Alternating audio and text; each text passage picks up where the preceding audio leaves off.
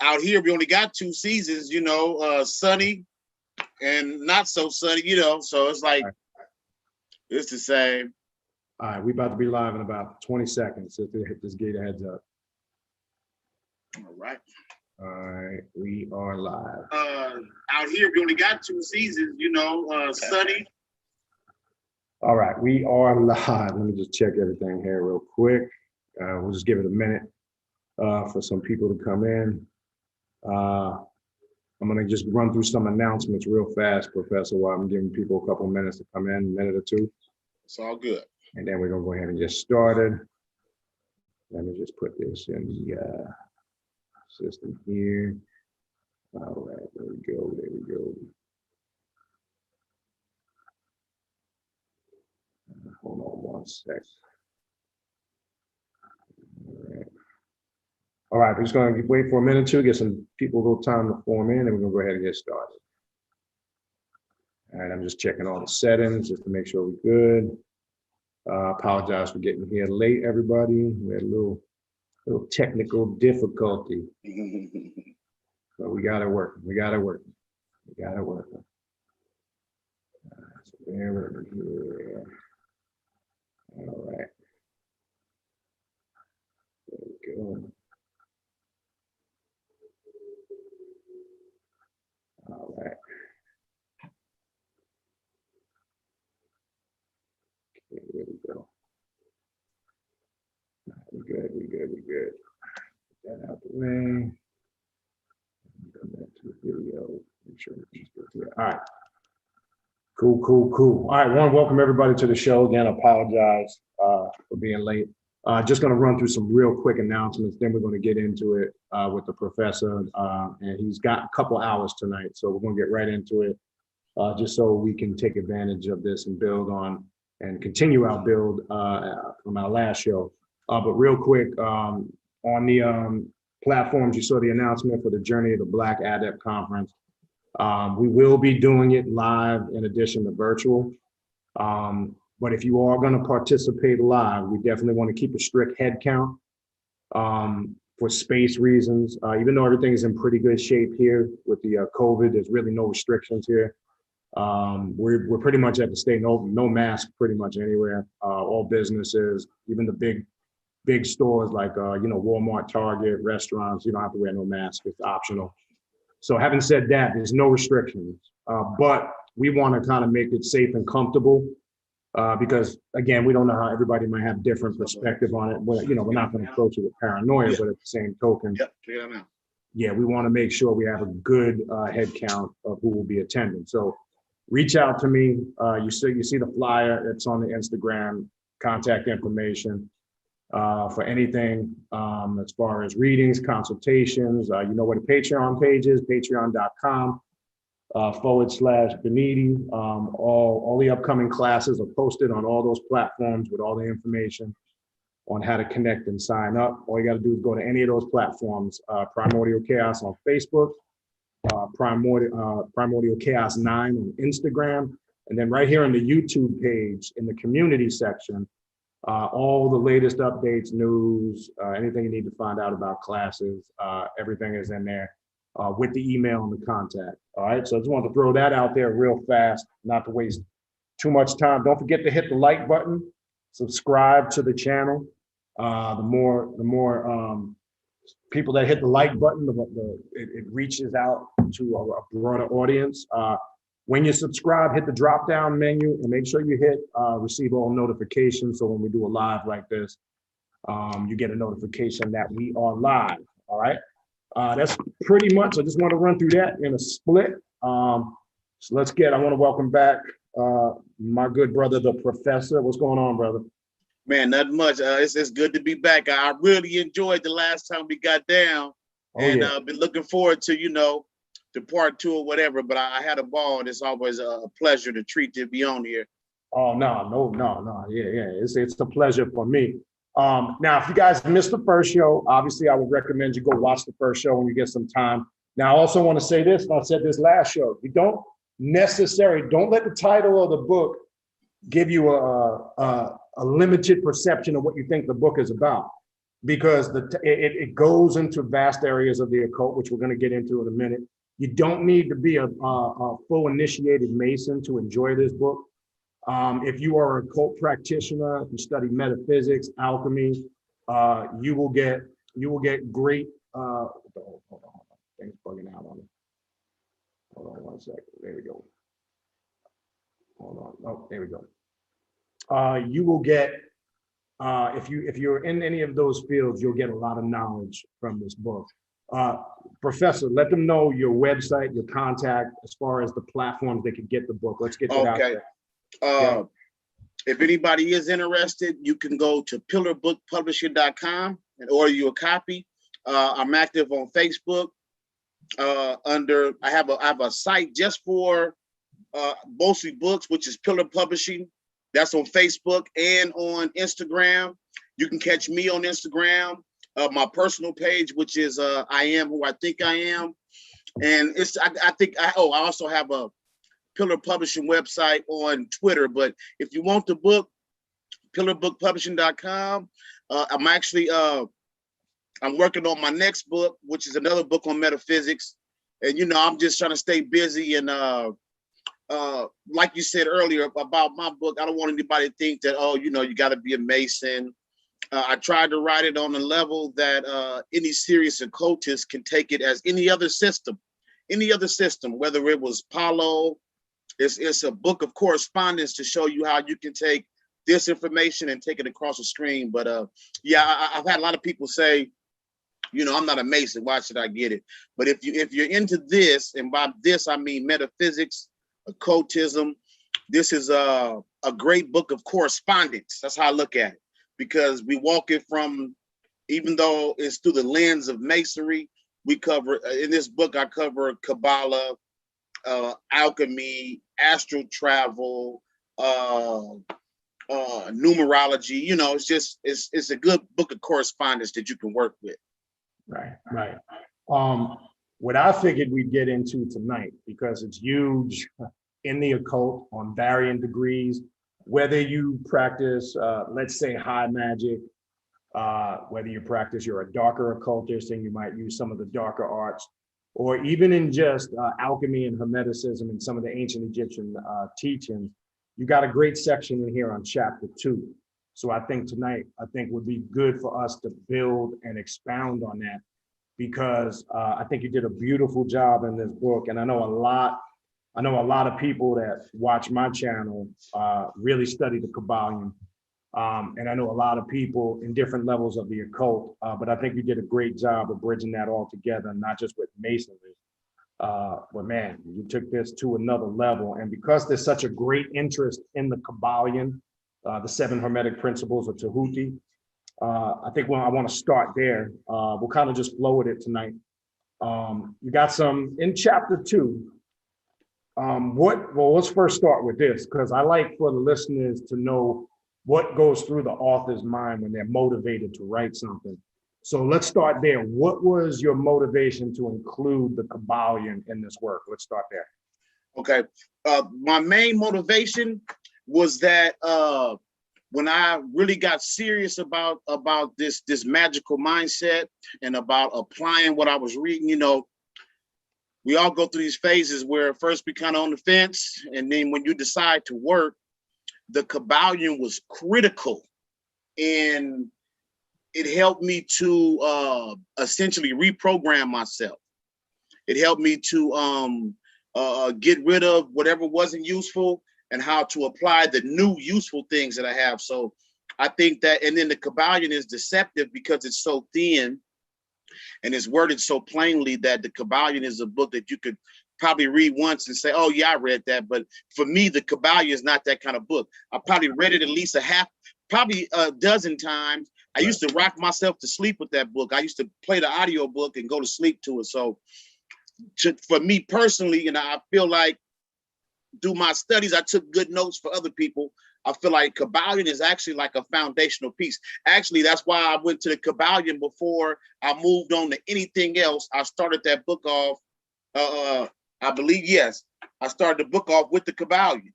Correct. When it got down and started working. So for me, I think that for those who haven't, I use it because it's very foundational, and the Kabbalion is a foundational book, but it's also one that will change and grow along with your understanding.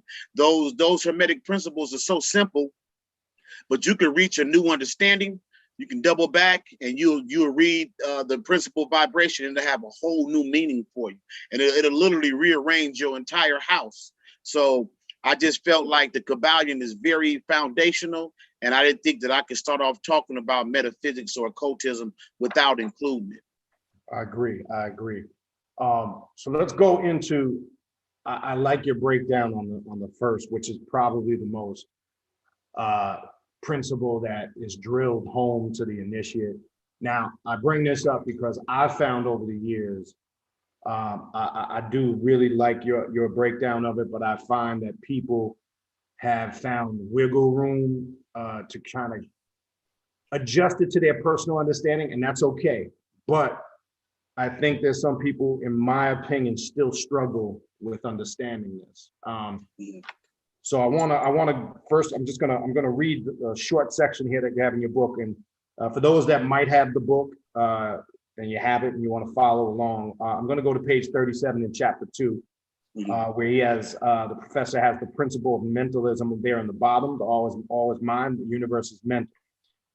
And I quote, "This principle embodies the truth that all is mind. Along with this critical understanding, the Kabbalion explains the all is spirit, yet unknowable and undefinable." So there's two things I want you to touch on. In this sense, that the infinite concepts such as deity, this is a very good understanding for everybody to listen to here, is too large for us to fit inside our heads. So man created gods to try and know the unknowable. I want to stop there. I want you to expound on that a little bit. That's just another one of those things. Okay, I want to give a little background on myself. I grew up, my mom was very religious. I grew up a Jehovah's Witness. From there, I expanded out on my own, Hebrew Israelite. I never took Shahada, but I was very interested in becoming a Sunni Muslim. I was searching for these spiritual concepts. And so through my studies, when I moved out of that phase, that religious phase, I realized that you look and all these gods have very human characteristics, all of them. That's correct. And the more you study and learn about deity, you realize that the full scope of deity is literally too large of a concept to fit in your head. Because all we know is, at this point in the flesh, all we know is mortal. Everything was born, everything dies, it gets hungry. Like, I'll tell you an example. A lot of people argue about, like, for instance, okay, I was on Facebook and there was a discussion in a serious occult group about whether the God of the Bible had sex with Eve. Now, these are metaphysical concepts we're talking about. Right. And I'm willing to engage it on that level, but if we're talking about a physical somebody in the sky coming down to have sex with a woman, no, it didn't happen like that. And that's because a lot of people, even those who didn't go to church, still have this religious mindset, and they see God as being something external. It's just something. It's very their concept of God is very human. And I think that the Kabbalion helps in this, and that's why it starts off with the all is mind, because the only way we can begin to conceptualize deity is going to be mentally.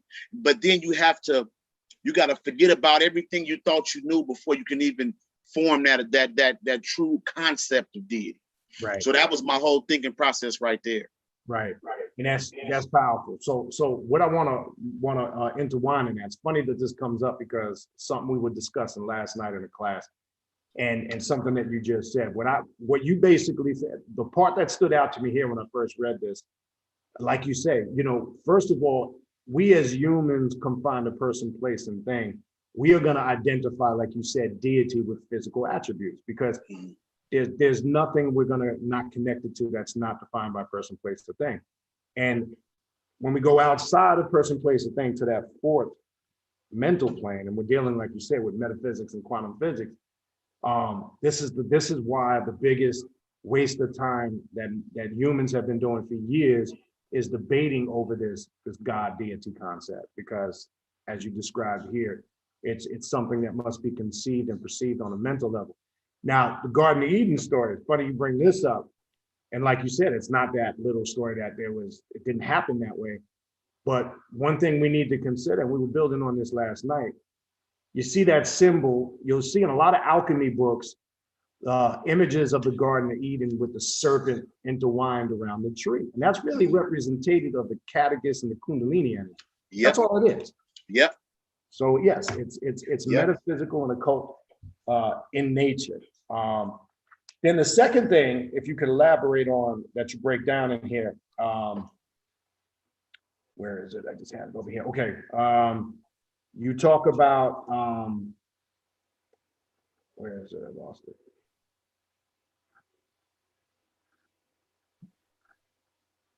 Okay, you're right here. When you compare it to the veil of Isis, of this principle, you connect it to the veil of Isis being torn away, right? And the God is looking to explain to what people symbolically what that represents when it comes to metaphysics and alchemy, just so they understand.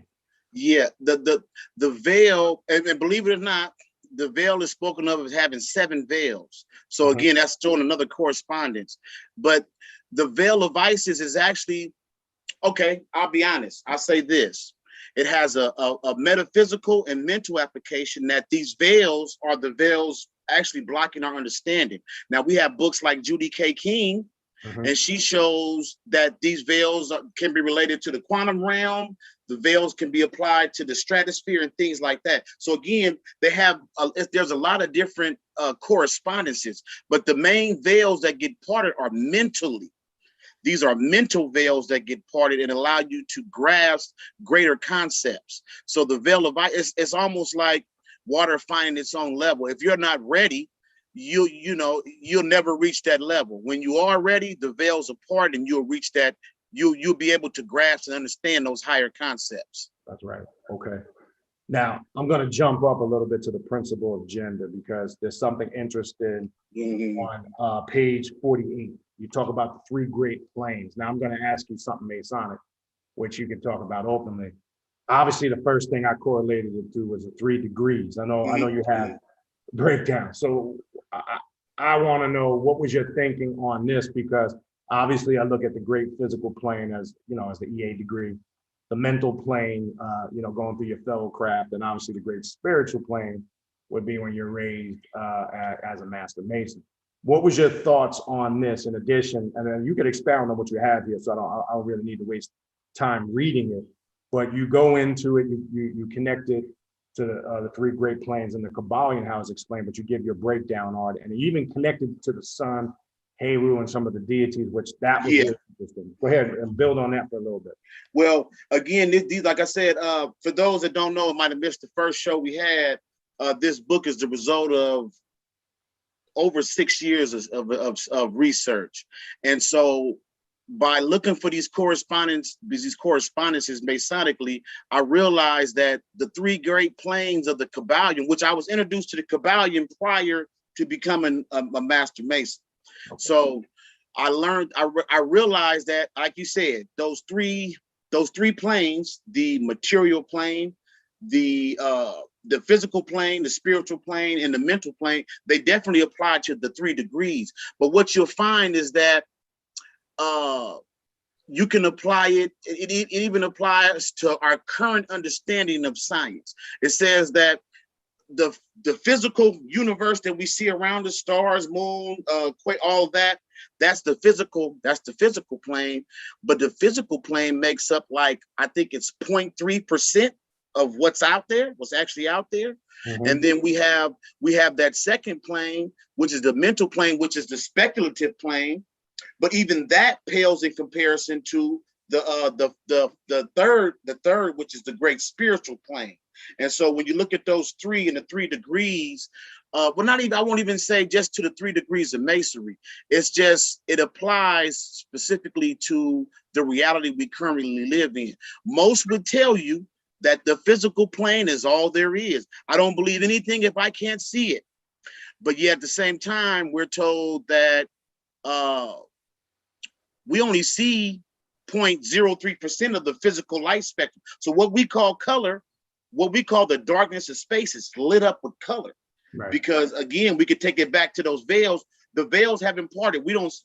We see darkness in space. We think space is dark and cold and lonely, but space is colorful. Right. But yet we only perceive there is 99.97% of visible light that we don't register. So these three planes, and again, this applies to consciousness. Everybody in this consciousness, we love to call somebody else to be dead or an automaton or below us, but actually all it is they find themselves either on that great physical plane or the great mental plane. Buddy, you got daddy's online. You gotta go. You can have a seat, or you can go. You gotta go out. You can have a seat. That's my son. He usually hangs out for him. Okay. If he want to hang, he's welcome to hang. But yeah, I just saw those. And again, we have these 3 degrees in Freemasonry: the EA degree, the Fellow Craft degree, and the Master Mason degree. And then you look too. There's for those who might be Masonically inclined, the numbers 357 are huge in Masonry. Right. It's huge.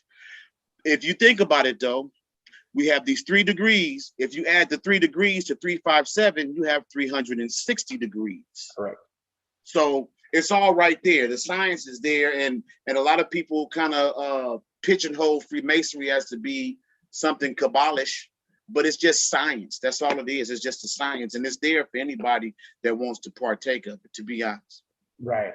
And something I want to back up on. You just brought up something that I think a lot of people fail to realize. They don't understand what real darkness is, because that's that saying, and I've been trying to tell people that for years, one must go into the darkness to obtain real light or intellect. Now, we can correlate that to science, as you just described, like you said. If you go into these realms of space, it is very illuminated or lit up, but we have this concept of this false concept or indoctrinated concept of what darkness is. So we can apply that, as you said, through science of nature, and then obviously on a spiritual level. And I think in essence, that's a summarization of what this journey is about. In essence, that I think people fail to miss. And this is what I mean when I always say for years, it's an inward journey out, not an outward journey in. Yeah. And then you start to see those things that you just described there. But I thought that was interesting, how you gave your take on the planes. Now, what I would like to do, because one of my main things I wanted to get to tonight was chapter 4, the chakra system. Okay. So I want to there was a couple of things there I wanted to touch on, and I wanted to mention about, even though we didn't go through all of the principles. I mean, I'm sure we'll be bouncing all over the book as we do future shows. But for those who, and I know there's a lot of people who study the Kabbalion, I would definitely check out the professor's work here in the book on all 7 of those principles. And I think it'll definitely give you another perspective to take a look at. All right, so let's go into chapter 4, the chakra system, because as we know, that's another big area of study on the path of the occult. Now, let me ask you this, your thoughts. There's this saying that I don't agree with. I just want your thoughts.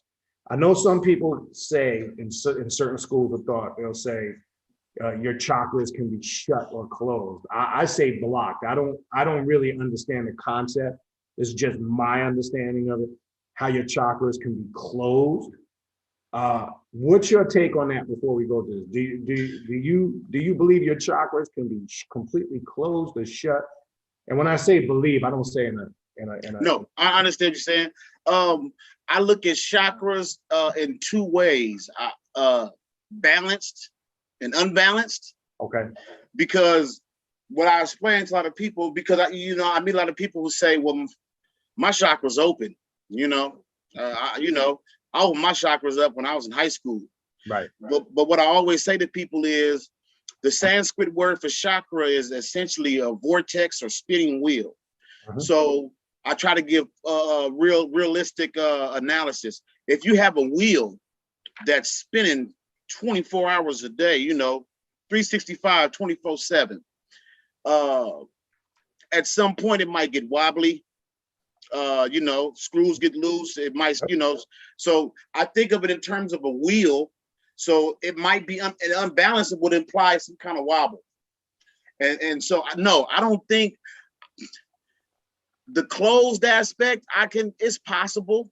So I would say for it to be closed, I say this, in meditation, I've traveled through the center of each chakra while they were spinning.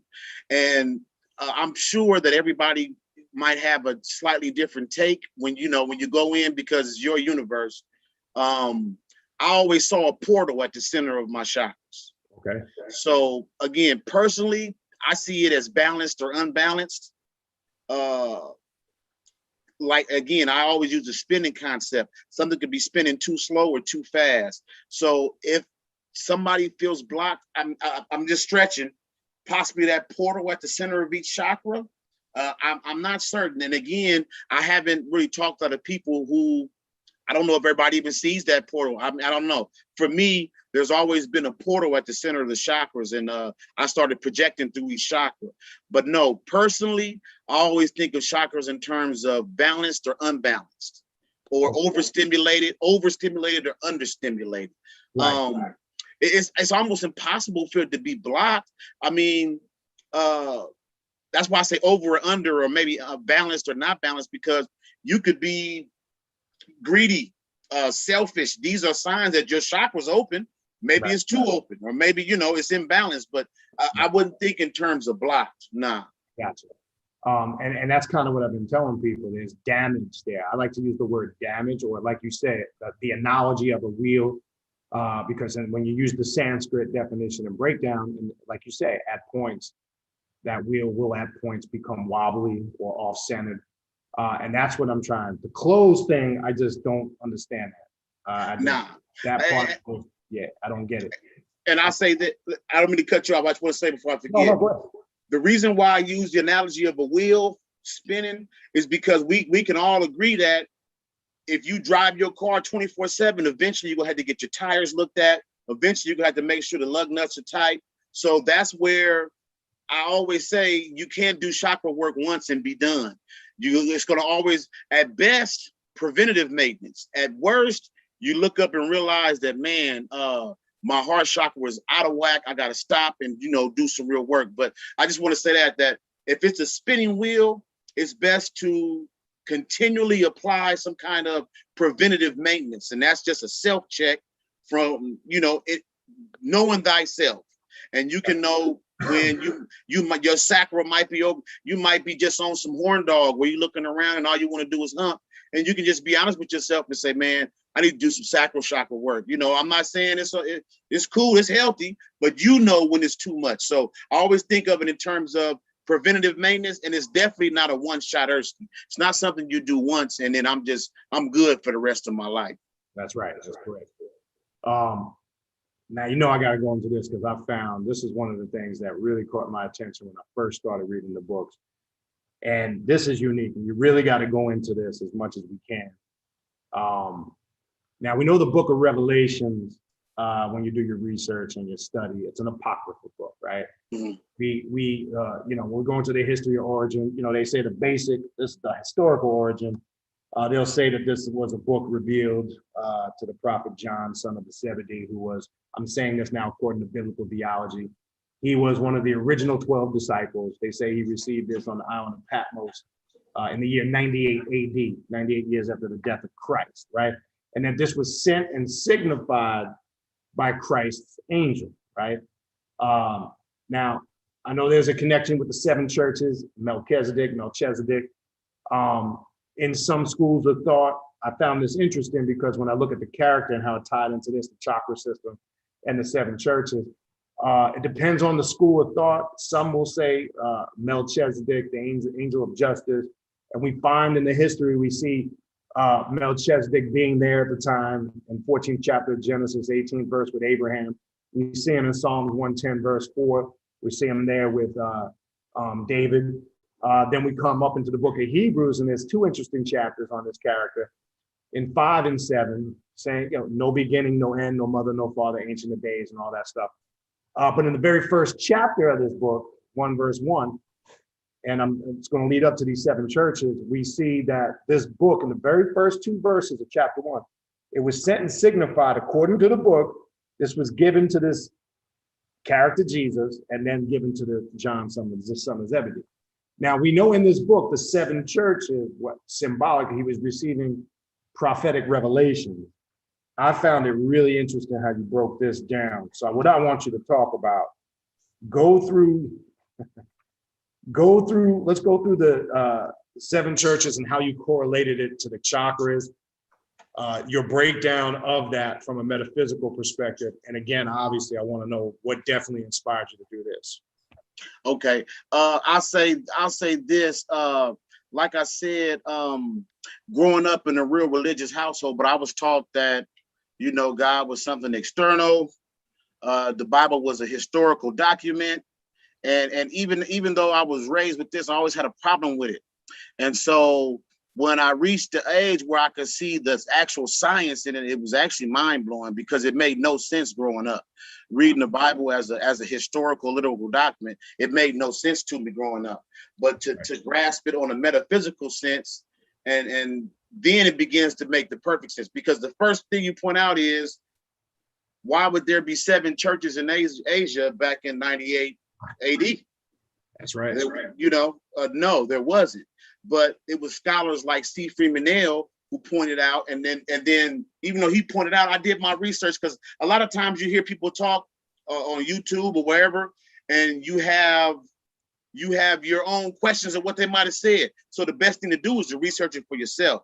And what you'll find out is that in all spiritual books, religious systems, East is considered within. That's correct.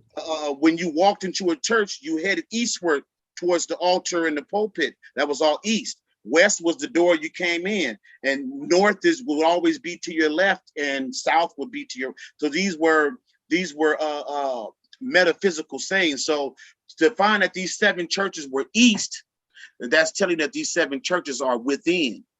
And then to find out, even in the book of Revelation, where it said there was a book with 7 seals, we know that even in the English language, a book is synonymous with the body.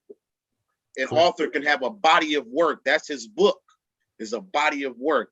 The 7 seals that were sit on this board, on the spine of the book, that the spine of the book is your spine. So all these things correlate. Now, as for the 7 churches, I'm gonna go out the book for this. And I'll be honest, I don't got it completely. Break it down, man. Yeah. So with the 7 churches here, it starts at Revelations 1:14 through 18.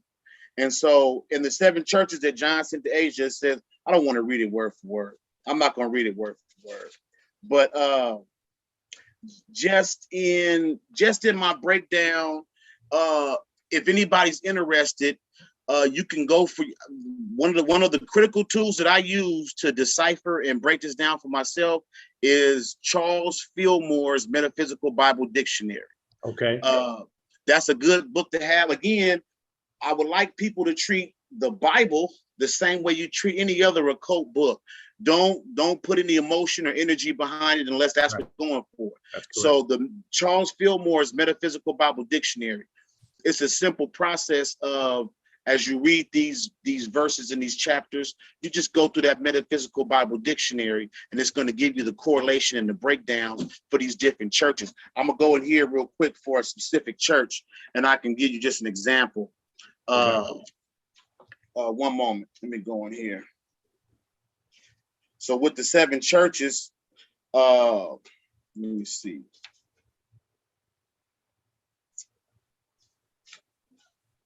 All right.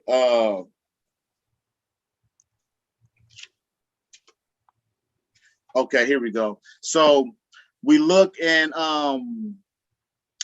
Muladhara, which is the root chakra. That's going to be the church of Ephesus.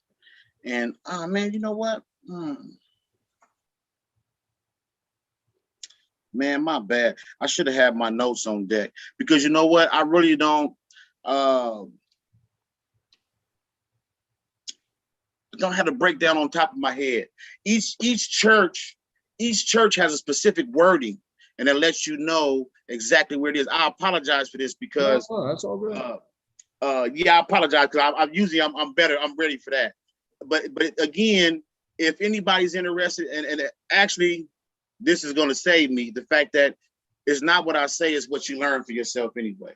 But it's just clear by using the Metaphysical Bible Dictionary and going through verse by verse for verse, you'll see the correlation for each chakra, and it walks it up from the root all the way to the crown.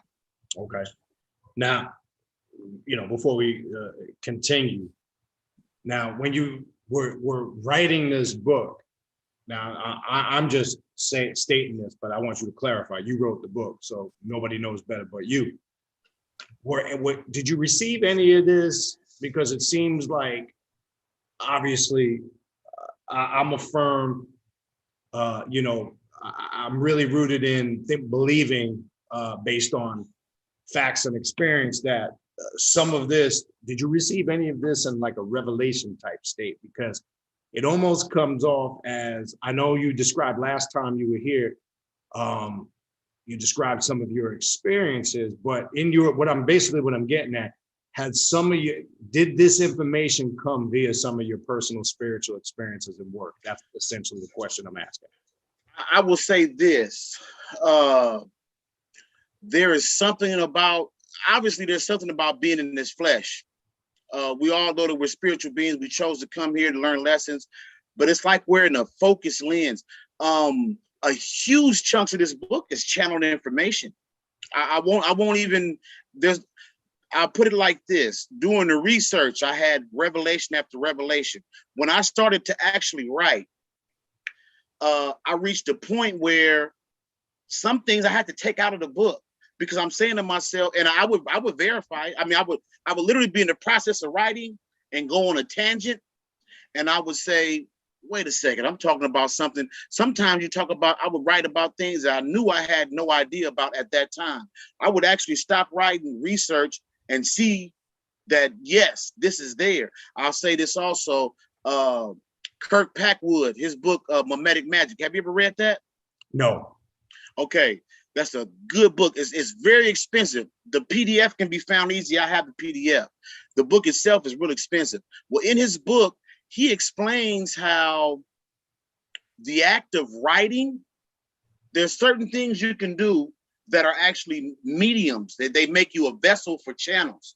And I read his book while I was in the process of wrapping up my own, and I can verify that. Literally, I can tell you that I kept getting sidetracked, and I had to make an agreement with Tahuti, because I was being led to write another book that had nothing to do with this book. And it took me a while to realize that, man, this is a channel coming through. I don't want to squander the channel. I don't want to blow it away. It's good information. So, hey, let me finish this and I'll get to what we're talking about here. I even had individuals, Samael Onweyor, okay, came through strong. When I say came through strong, and I would be writing and I would hear like this heavily accented voice, sounded like might have been Colombian or Guatemalan. And I used to be wondering, like, who, you literally hear these voices. So I'll say this, yes, there's something about a lot of this information where it was revelations. I'll say this also, what I would do in the beginnings when I was doing my research, I would light up incense. I mean, I had a room smoking. I would put myself in that state to receive this information, because in a lot of ways, you do have to leave this physical body in the physical confines. So I would burn my incense, and I might even take me a couple shots, and you kind of open yourself up to receive, Yeah. A good section too, I want to put out there for the listeners of the book, and maybe we could talk a little bit about this. I like how you give, because we were just talking about making sure the chakras are functioning properly, balanced, working. And as you were describing earlier, how to detect, when they're off, but you give some good essential information in here. Talk a little bit about on how you can identify if you mentioned a little bit a minute ago. Talk about how you can go through each chakra, because you did that in the book starting on page 119 with the root chakra. You get into different essential oils, different herbs, different fragrances or incense. I don't know. Oh yeah, you did get into the colors too. Yeah. Talk a little bit about that work and explain to people.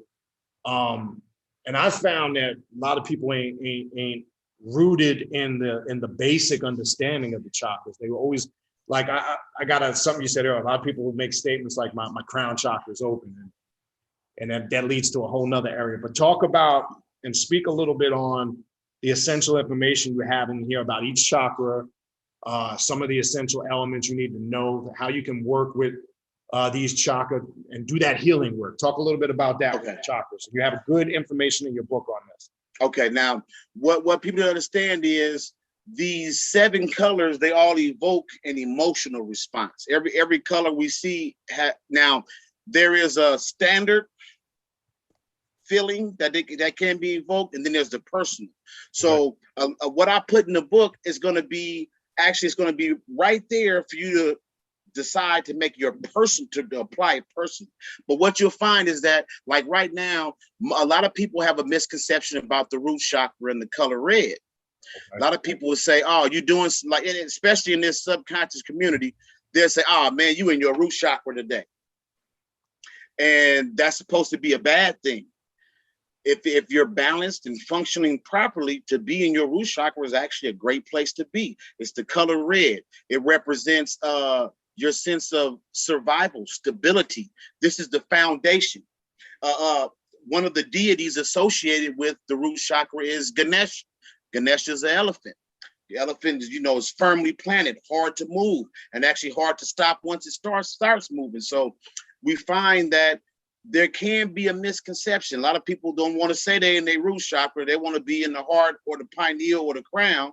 But I mentioned earlier too, I've astral projected from each one of my chakras. So the root chakra isn't bad or good. It just is functioning properly. It does what it's supposed to do. Now, to find out if you're imbalanced or somewhere in there, you should, if your root chakra is balanced, you shouldn't feel, no matter what's going on at work, you shouldn't feel untethered. You shouldn't feel hurried or, things you shouldn't feel like everything just coming at you, because you should be stable. You should be planted. You should be firm. You shouldn't feel like you're blowing in the wind, because your root chakra is your foundation. This is what tethers you. So a way you can tell if you're not grounded in your root chakra, and you go to work, if you feel you don't know how you're gonna pay your bills, man, you're going to work. You're a divine being in the flesh. Bills get paid, But when it's imbalanced, you tend to, it's overstimulated. So these small things that would be pebbles in the road, they become bigger. So I'm gonna go and I'm gonna read off some of these essential oils, and just so you can know, people can know some of the symptoms and things like that. So now, with the healthy root chakra, like I just mentioned, you'll feel grounded, centered, a healthy sense of pride, unlimited energy, because again, your energy is connected to this. If you think about it, the colors, when we think of energy, it's going to either be fire or electricity. Energy is going to usually be in that spectrum. If not, every now and then it might be in a white, but you're just going to be like a blue, electric blue, or it'll be the red and orange, like the fire. And so the first 3 chakras, root, sacral, solar plexus, those deal with the elements of earth, water, and fire. That's essentially your body. Those three right there, that's your physicality. But this is also your powerhouse. This is where the root chakra and the sacral chakra, this is where, when we have to get work done, we're going to draw from those 2 chakras. So again, a lot of people think that the root and the sacral is like a bad place to be. You might have work to do in your sacral chakra, not because it's imbalanced or out of whack, but because you're trying to draw from that wellspring. And actually, I'm not out to get it off track a little bit. this is what I point out in my book in terms of the apron that the Master Mason wears, because the apron is essentially covering those lower two chakras. Not like you're cut off, not like you're not supposed to deal with those, but it's saying I've mastered these two basic chakras.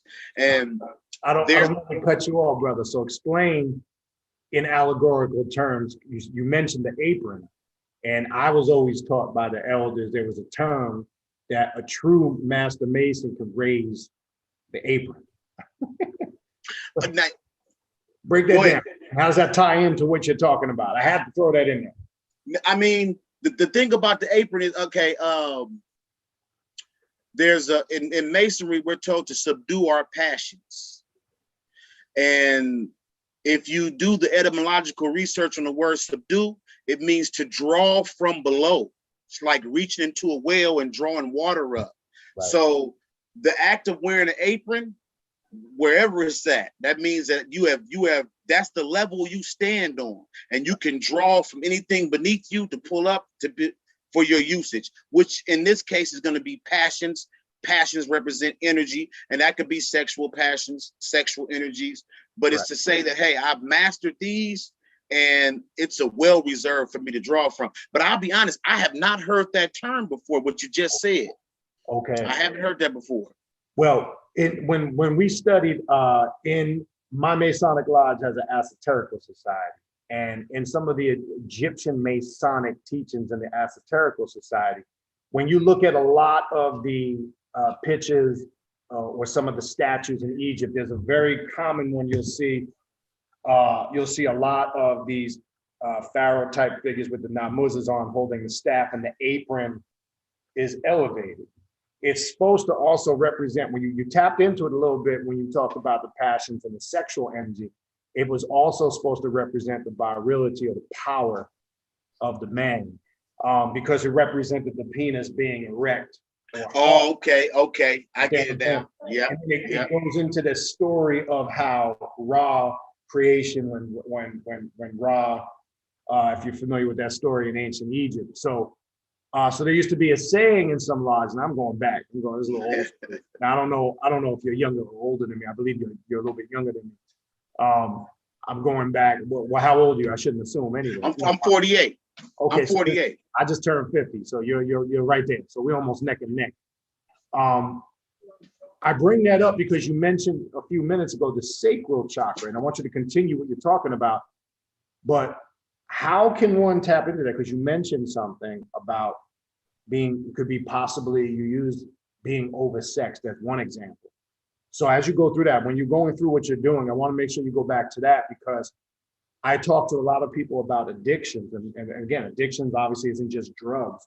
It could be food. It could be when you get to that sacral chakra, I want you to relate to the people how certain addictions or things you're struggling with, habits or behaviors, can be linked in to certain stuff that you're talking about. See, all of these addictions, like you said, drugs aren't the only addiction.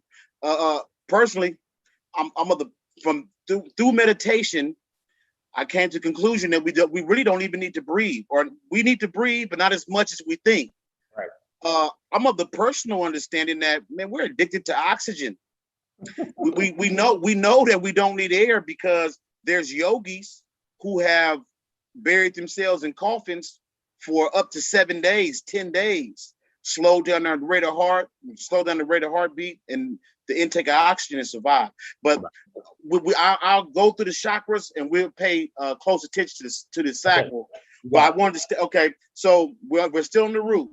So now, we just discussed the healthy root chakra. You feel centered, you feel grounded, you're patient, secure.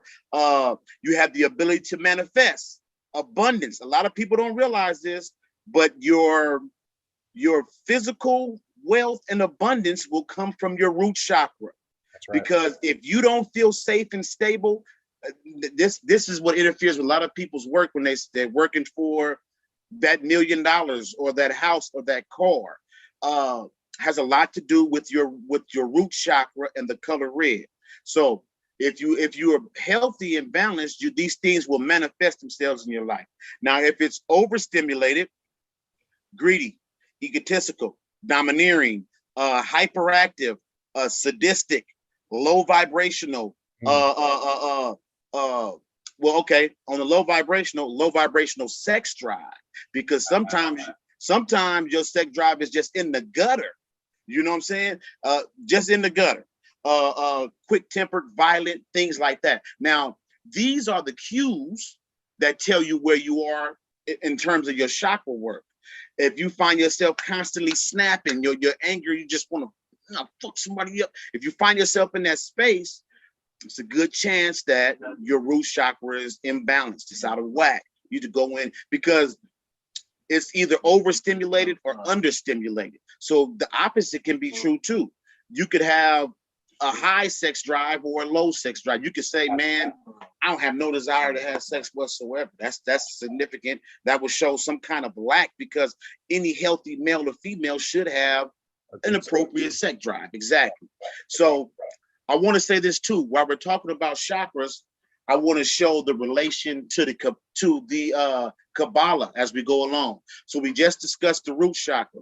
Now, Professor, keep in mind, if you got anything you want to share, I could share screens. Just keep that in mind. If not today, for future shows. Okay, good. Because we'll do that in the future. That's great. Because this would be a good visual. And I have them, but not on hand. No problem.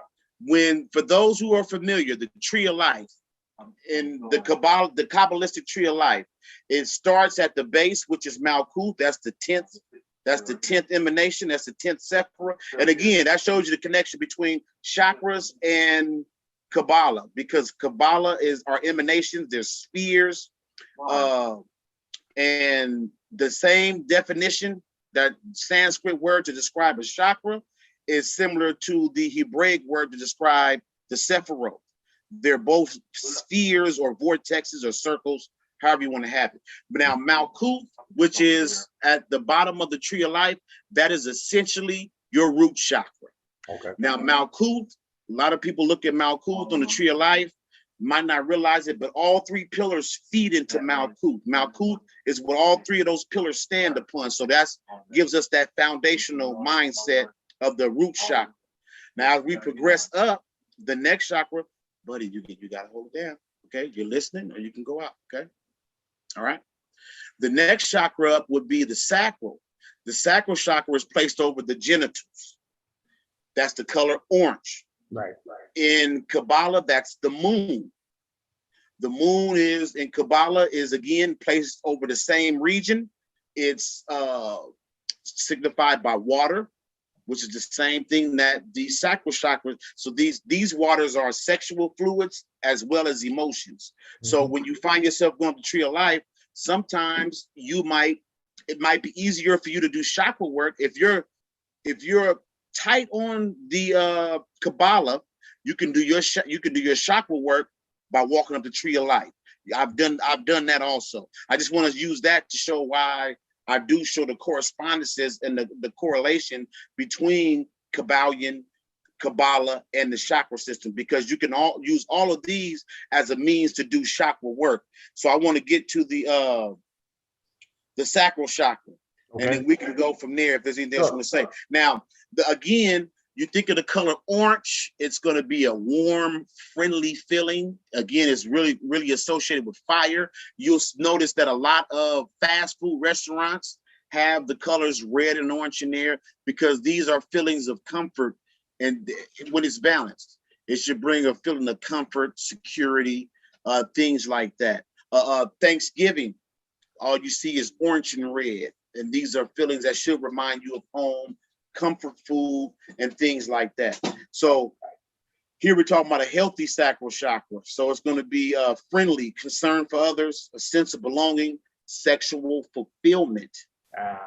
Not a lack, not increased humongous sex drive, but you should have a sense of fulfillment, the ability to accept change, creative, healthy, intuitive, good-humored, a desire for pleasure, because again, these are all indicators, because the lack thereof is indicating where you're at too. If you have no desire for pleasure, fun, or this is showing that your sacral chakra is understimulated. It needs, because again, these are signs that when you're balanced, it's understandable that you have a you have a sense of a fulfilled sex drive, that you feel a desire for pleasure. Those are signs, either or. And again, I want to state, while we're on the sacral is it's placed at the genital area. And believe it or not, this is a source of creation, because it's water. Water is seen in terms of sexual energy, but also creative thoughts and ideas. This is the waters, actually the waters of noon. This is just where that creative spark comes from. This is where a lot of our energy, ideas, believe it or not, that's why it's called a brainchild, because it's the same process taking place here that takes place down there. Just that, to go back to the Kabbalion with gender, we have both these genders in us. So a lot of times these brainchilds and ideas and creativity, it's the perfect union of ourselves, for lack of a better word. I also wanted to speak on, but I didn't do this with the root chakra.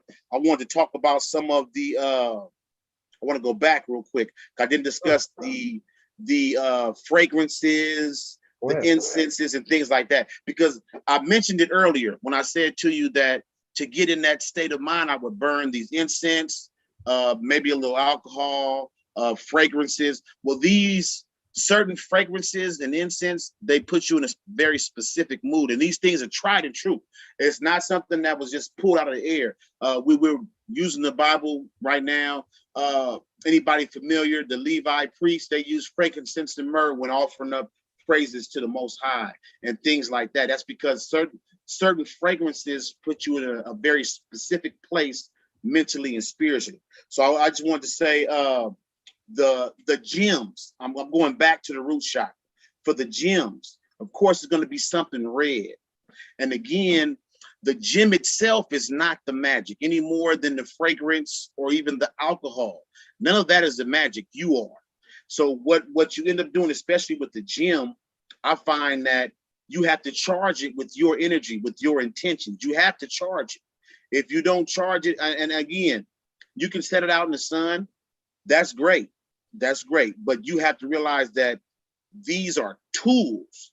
And the best quote I ever heard is, a tool is a tool. It's not a couch. You don't get a hammer to sit on it. You get a hammer to use it. So when I speak of gems, a lot of people think that I got a ruby quartz, or I got a whatever, so I'm straight. But you still have to pour your intentions and your desires and your will into it for it to work. So I don't want to fight essentially, but go ahead. What's that now? I said that's really the foundation of practicing any occult art or magic, but go ahead. Exactly. No, I like to throw it out there because, again, and I know you come across it a lot. I come across a lot of people who say, I got these crystals, but I don't understand why such and such is still going on. The crystal isn't the magic. So I just want to say that. So right. For the crystal, for the root chakra, it's ruby, garnet, bloodstone, red jasper. I use the black tourmaline. I use the black stone mostly. That's what I use, the obsidian or the black tourmaline. Smoky quartz, hematite, black onyx, and jasper.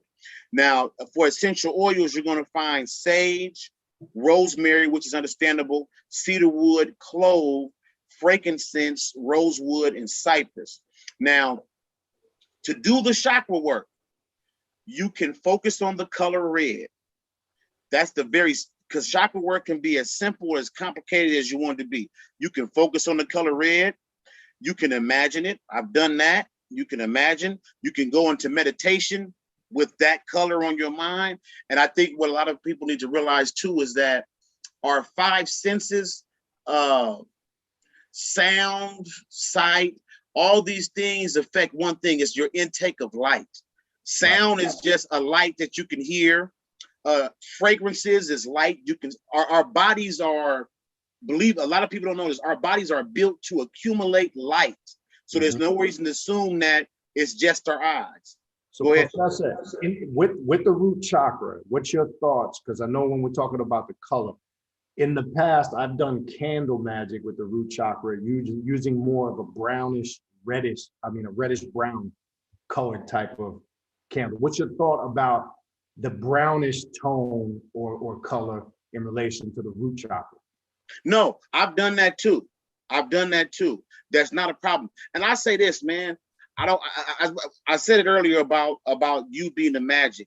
For those, if you cannot afford, let's say you don't have a brown candle or a red candle and you want to get it in, you could actually use, now the color green is used, like let's say you have an overstimulated root chakra.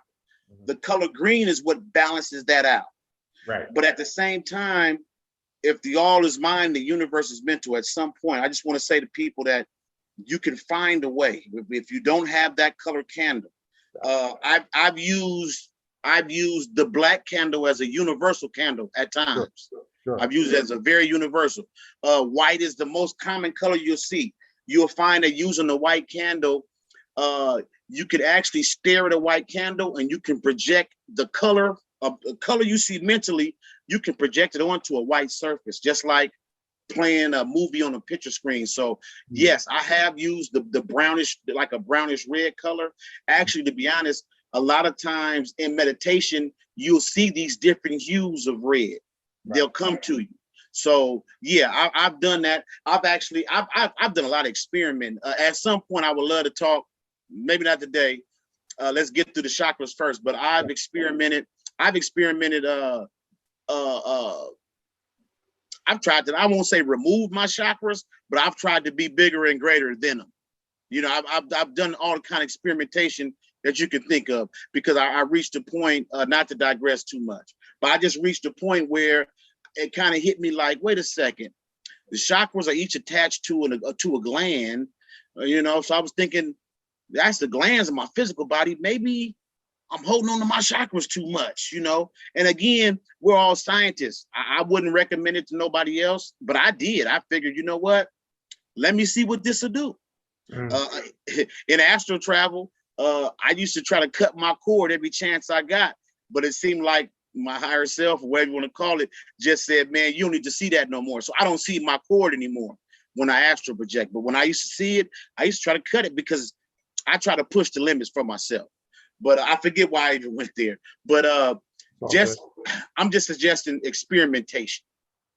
That's what I'm suggesting, because a lot of times it's something that you reach a point where you've done your chakra work and you might get bored with it. But I just bring it up, just, you know, I don't know why. But yeah, that is something I've done. I've tried to push it to the limit every chance I got. And so let me see. Okay, so we talked about the root chakra and the colors. We talked about the fragrances and the gems. Of course, the colors would be different variations of red. I would say even down to pink. You can go to pink. We mentioned if you use a brown, I would say you don't want it to be too deep of a brown. Right. But again, brown is a good color because these colors are associated with the earth and with you know, physicality. So it is possible. You can do that. Okay, let's go back now. We're going back to the Sacral Chakra. So of course, it's the color orange. Okay, let's go here. Overstimulated Sacral Chakra. You would be emotionally explosive, manipulative, overindulgent, too much sexual energy, aggressive, selfish, arrogant, lustful, overly proud, or basically conceited, and constantly seeking power. You should be resting in your power. You shouldn't be seeking it. You should be resting it. You should realize that you are full of power or powerful. And then we move on to the understimulated, which would be like shy, timid, immobilized by fear. Some people, when they find themselves, it's the fight or flight instinct. Fear kicks in. It's very natural to say, I'm a run or I'm a fight. If you freeze up, that's a sign that your sacral chakra is understimulated. It's not a good sign. You shouldn't be immobilized by fear. Impotent, mistrustful of others, introverted, and emotionally detached. Some people see emotional detachment as a plus. A lot of people today are realizing that they're empaths. But the thing about being an empath, it's not that you should cut off your feelings so you don't feel. You're an empath. You're going to feel it no matter what. What you want to do is find different ways to filter those emotions, which is something I learned to do through heart chakra work. You can filter the energy that you take in, but you don't want to be emotionless. So again, we're talking about different signs. These different things can tell you where you are in terms of chakra work, where you might need it, what's understimulated or what's overstimulated. But it was something you said you wanted to bring up, or we were on the sacral chakra. Yeah, I'm going to bring that up. And just so you know, when you get through the chakras, just for time before you leave, we do have a series of questions for you in the chat. So I told people, keep them coming, type them in. And as soon as you're done presenting in this segment, then I will go ahead and forward you over. Okay, okay. And we'll try to get to as many questions as we can, obviously. I think you already kind of touched on it. I was talking about there are people who do struggle with the sexual energy, lack of, or I deal with this a lot with clients over the years, because not having control over that energy, I try to show people explore and live out your desires, but with a certain level of discipline. So some people think on the occult, the left-hand path, oh, it's just about, there is a form. We do show and teach people the path of indulgence, right? And people have read that in different grimoires, different occult books, that yes, on this path, you are taught to indulge to a certain degree, but it doesn't mean indulge with reckless abandonment. So I think you kind of touched on it, what I was bringing up, you were just talking about. I think the sacral chakra is where people need to look to get that balancement. So basically, I just wanted you to touch on what you kind of did already, is that over or under sexual energy, and how neither one really is healthy or productive. And it's about kind of what you were talking about, seeking that fine line in between. But so the last thing I want you to touch on, and then you can move on. What about somebody in that area? Because I'm actually going to forward, well, we'll get to that question. I won't do that. I'll give it to you when it's time. What I'm essentially trying to get at here is some people, in relation to suppressing desires, because there's some paths that will say, oh, don't give in to any of your desires, suppress them, meditate them away. How, in relation to the sacral chakra, when we're talking about these physical desires, sexual energy, and things that are connected to it, using some of the things that you're talking about, some of these gems and some of the implements you can use to work on that. I've seen that this can destroy somebody's path to spirituality in its totality. I've seen this, where people can't get a grip on this aspect or area of their life. So my question to you is, what would you give somebody in relationship to that, the best way to find that harmony, which, if you want to say balancement, that's cool too. But what's a good way to find that right harmony? Because all the things you mentioned a few minutes ago about being disconnected, that are connected to a sacral chakra not functioning correctly. Talk a little bit about that. That's kind of where you kind of started it already. Yeah, I would just say, first you would have to, the individual would have to realize that the whole purpose of this is to know thyself. Right. So you would have to have a degree of honesty with self. How I look at the indulgence aspect is just like I said about literally, I would sit in the room and I would probably burn about 10 incense at a time. And my wife would be like, "Why are you in there choking yourself out?" At this point, I am indulging. I'm trying to. Indulgence is used as a mean to get to a different state. That's right. It's not to become a lifestyle. You look at these, a lot of people bring up like, let's see, for example, let's say like the rites of Eleusis, one of the old, back in the days, 2,000 years ago, 3,000 years ago, they would get together, the Bacchanals, they would get together and it would be these orgies. They didn't do that every day. Right. These were rituals. You did it at this time to put yourself in a certain state of mind to get something done.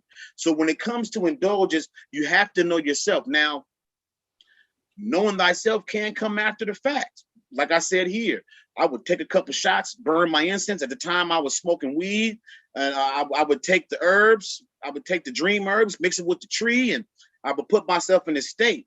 Well, I'm gonna say about about a year in, I finally looked up and said, dude, you know, enough is enough. You know what I'm saying? It's time because at some point you have to, a part of indulgence is also going without, which is why we have fastings and things like that. So I had to reach a point where I said, you know what? I'm gonna switch it up, because at this point I'm just smoking weed and drinking and reading books, because it doesn't have that effect anymore. So I stopped smoking, I stopped drinking, and I found, so the indulgence has to be indulgence has to be a tool, not a couch. It's not something you just sit on. So if sexual energy is your thing, it shouldn't be about fucking every day. It should be about building up to a ritual that you're about to have. And on this day, I'm gonna put that energy to work. It's because, again, you can mask your passions or human desires with spirituality. You just putting a robe or a hat on it, and you're saying I'm doing something spiritual, but really you're just trying to bust a nut. So what I say for myself is, indulgence has its place, but it's a tool. So whether it's food or sex, or if you don't smoke weed and you say I'm gonna smoke some today to get in, that's cool. But you should know yourself enough to be honest, even if it's after the fact, to know that, okay, this has become just plain indulgence. It's not even about the spiritual work, because that's where. Go ahead. No, I wanted to touch on that because you just said something. So I think that's kind of where I was going. You just opened the door to it. Now, I look at it both ways. Yes, there's a spiritual energy to the sex force, and let's be real. There is a pure lust and desire aspect in that, as you just used the term, to bust the nut. So here's kind of now my question. I'm gonna formulate it even clearer. How does one? Because look, by nature, we are the most intelligent animals that walk the planet. We are just a higher form of intelligence of an animal. We do, to some degree, have an animalistic nature. Now that can either be bad or good depending on how it's used. But let's be real, us as individuals, to a certain degree, how does someone find that fine line of what you're talking about, which you're 100% dead on correct? There has to be that buildup. There has to be that purpose. It can't just be about busting nuts all the time, but it is sometimes. So how does that person, because let's be real, some of us just go into the sexual energy just a straight fuck. It's a lust thing. Mm-hmm. So that's what I was getting at. What advice would you give somebody? And I think you kind of hit it. You got to know yourself. But what about the person that may think that they're not doing it too much, where it's just random, and they don't realize subconsciously the effects it's having on how? That's kind of what I was trying to do. Mean, it's kind of like people who go to church and they leave feeling good. You might think it was the message. You just know it felt good. Right. You know, Holy Spirit, I don't know. But it would come down to essentially what you're saying. That's one of the key things in chakra work. It's and what's now being termed shadow work. It's the fine line can only be determined by self, and that's just by being honest with yourself. Okay. Because even we've been using the Bible. I'll quote from it again: all things in moderation. It didn't say some things. So now my moderation might be different from yours. Sure. But the only way you know moderation is you have to either overindulge or underindulge. It's the only way you know moderation. I'm trying to think of for me, determining that line has always came through chakra work and meditation. Okay. That's how I've always determined. And again, I always say it might be after the fact. And by after the fact, I might mean maybe you've been doing it for 3 months, maybe you've been doing it for 6 months. But if you're willing to be honest with yourself, because that's why I say that chakra work is something you'll continually double back to, because I'll look up one of my personal tales that lets me know when it's time for chakra work is when I catch that negative self-speak in my head. Right. I'll catch it and I'll say, okay, yeah, that shouldn't be a mantra I'm repeating in my head. That's a sign of something that needs to be worked on. You know, and I have my little cue words. If I sit up to myself, I'm trying to think of one real quick. what you gonna do with yourself for? Man, I gotta get this shit together. I got these little things that if I repeat that in my head, I know, oh, wait a second, it's time to work on something. So I would just say for the individual to determine that line, it's gonna take either going over it or not even coming close to it. But right. For myself, it's always came through meditation, and chakra work is big for me. It has been for over a decade. And so but it requires honesty with self, to be honest. If you're not willing to be and I think that's kind of what I wanted you to go towards as far as getting people to see. And again, knowing yourself is about obviously being consistent in your spiritual practices, whether it's meditation, chakra work. And this is why, because when people ask questions like that, and I'm glad you said it. So you said it from your understanding, basically the same thing, but you just put it through your perspective. This is what I keep telling people. And my whole point of asking that question is people got to understand not everybody's going to be able to answer and solve everything for you. Mm-hmm. Through your spiritual work and being consistent in that work, like you said, you'll hear that voice click in. When you're in line with your spiritual path, you'll get the awareness. You'll know. And that's really essentially knowing yourself, because as you develop your spiritual power through your work, I do believe people will always be guided to make the correct decisions and have the awareness. So, but that's and I'll say this also for others. What you'll find, what I found, and I know others, you could probably verify too, when you are in that space, the answers come to you. Right. It could be a random person on the street. It could be a phone call talking to somebody. It could be some advice you're giving somebody else, and you realize, man, I'm talking to myself. There you go. You know, so it will come to you. And again, it's going to come from a sincere place of doing the work. Otherwise, I'm fortunate enough that I got some real good friends that check me in a heartbeat and tell me, man, you know, something I can deal with, and it make me re-examine myself. So that's a part of it too. But in the end, you have to have that degree of self-awareness, or the lesson will never stick. It'll never stick. Gotcha. Cool. You know. Okay, real quick, let's talk about we on the sacral, so I want to talk about some of the gems and the fragrances that you can use. Now, for the sacral chakra, I use Tiger's Eye, the gem Tiger's Eye. That's a great aid for astral projection. Mm-hmm. And I get a lot of people saying to me, how do you know, I got the Tiger's Eye. Again, we kind of touched on it earlier. Gems are like lenses. You project energy into it or through it. A lot of times it does involve imagination. You might have to use your imagination. That's why for some, I think I like to use them prior to meditation, while I'm meditating, or as I drift off to sleep. Those are good spaces to be in. You set your intent, basically telling yourself what you're going to do with this. It's not what that is going to do for you, but I mentioned earlier too, I've astral projected through every one of the chakras. So you'll find yourself in these different worlds, and the sky just might be tinted a little orange. But I've used these crystals. I've used the crystals primarily to I've used them as batteries. Since we're in the sacral, you might have a lot of built up sexual energy. You can actually charge one of your crystals, and within a reasonable amount of time, let's say 2 weeks, you could actually tap back into that energy while we're at the sacral. I mean, you might have a build up of sexual energy.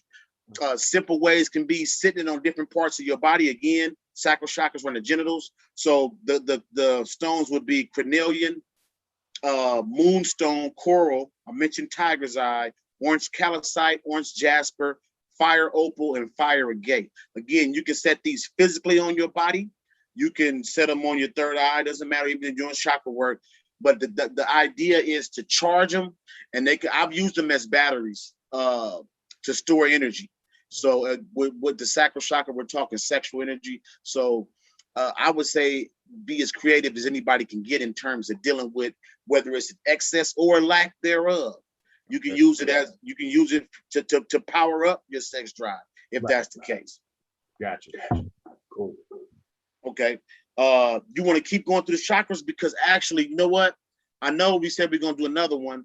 I would like to get to the questions now because we got about 20 minutes till I gotta dip, so we can get to some of the questions.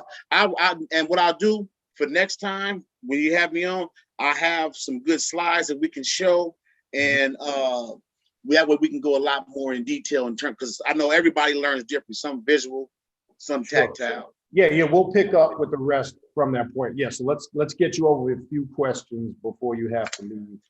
And then for next time, keep in mind, I could share your screen, and if you have some visuals. And when we stopped at the sacral, so we'll be ready to move on to the solar plexus. All right, so we have a few questions. Let's try to at least get you 2 or 3 of these questions. All right, the first one is, hold on, let me scroll up. I'm just gonna go in order. So this is from Eternal 13, all right? And the question is, my root chakra is out of whack. Should I focus on my physical reality, as in getting, say, for an example, a job first? So I would assume from the question, if we're wrong, Eternal 13, maybe you're correlating it to monetary and some worldly problems. So his question is, should he focus on his physical reality, such as getting a job first for healing his root chakra, or focus on chakra spiritual work first for changing my reality? That's a good question. Good question. Good question. Peace too. I say this. I learned this from personal experience. Everything manifests in the spiritual, and it works its way down to the physical. You begin by doing your chakra work. You focus on the spiritual. You focus on getting balanced and aligned. But you also have to give that balance and alignment a means to manifest. So if you bring up possibly getting a job, work on your chakras, and then if the job is what it is, then you get out, you start, give that energy an avenue to manifest. So if you're feeling unstable, maybe it's not a job, maybe it's starting your own business, but you have to do something. It's a lot of people think that a lot of this balance and alignment just falls out of the air. You have to do something.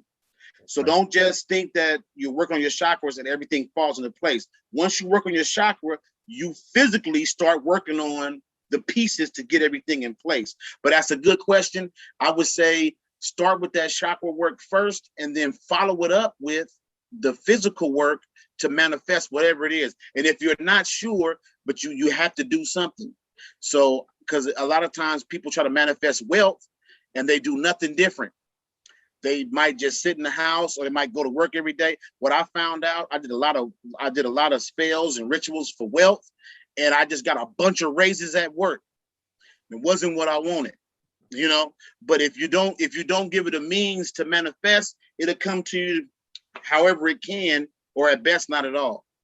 And I think, like you just described, when you were doing that work and getting a bunch of raises at work, that's where I try to keep telling people you must be clear in your intent when you're doing that type of work. Yeah. Good stuff. All right, I'm going to forward this one over to you. I'm going to step away for one quick second. So this is a question from Vega Monster. We'll try to get 2 more in, and then we'll see where we're at.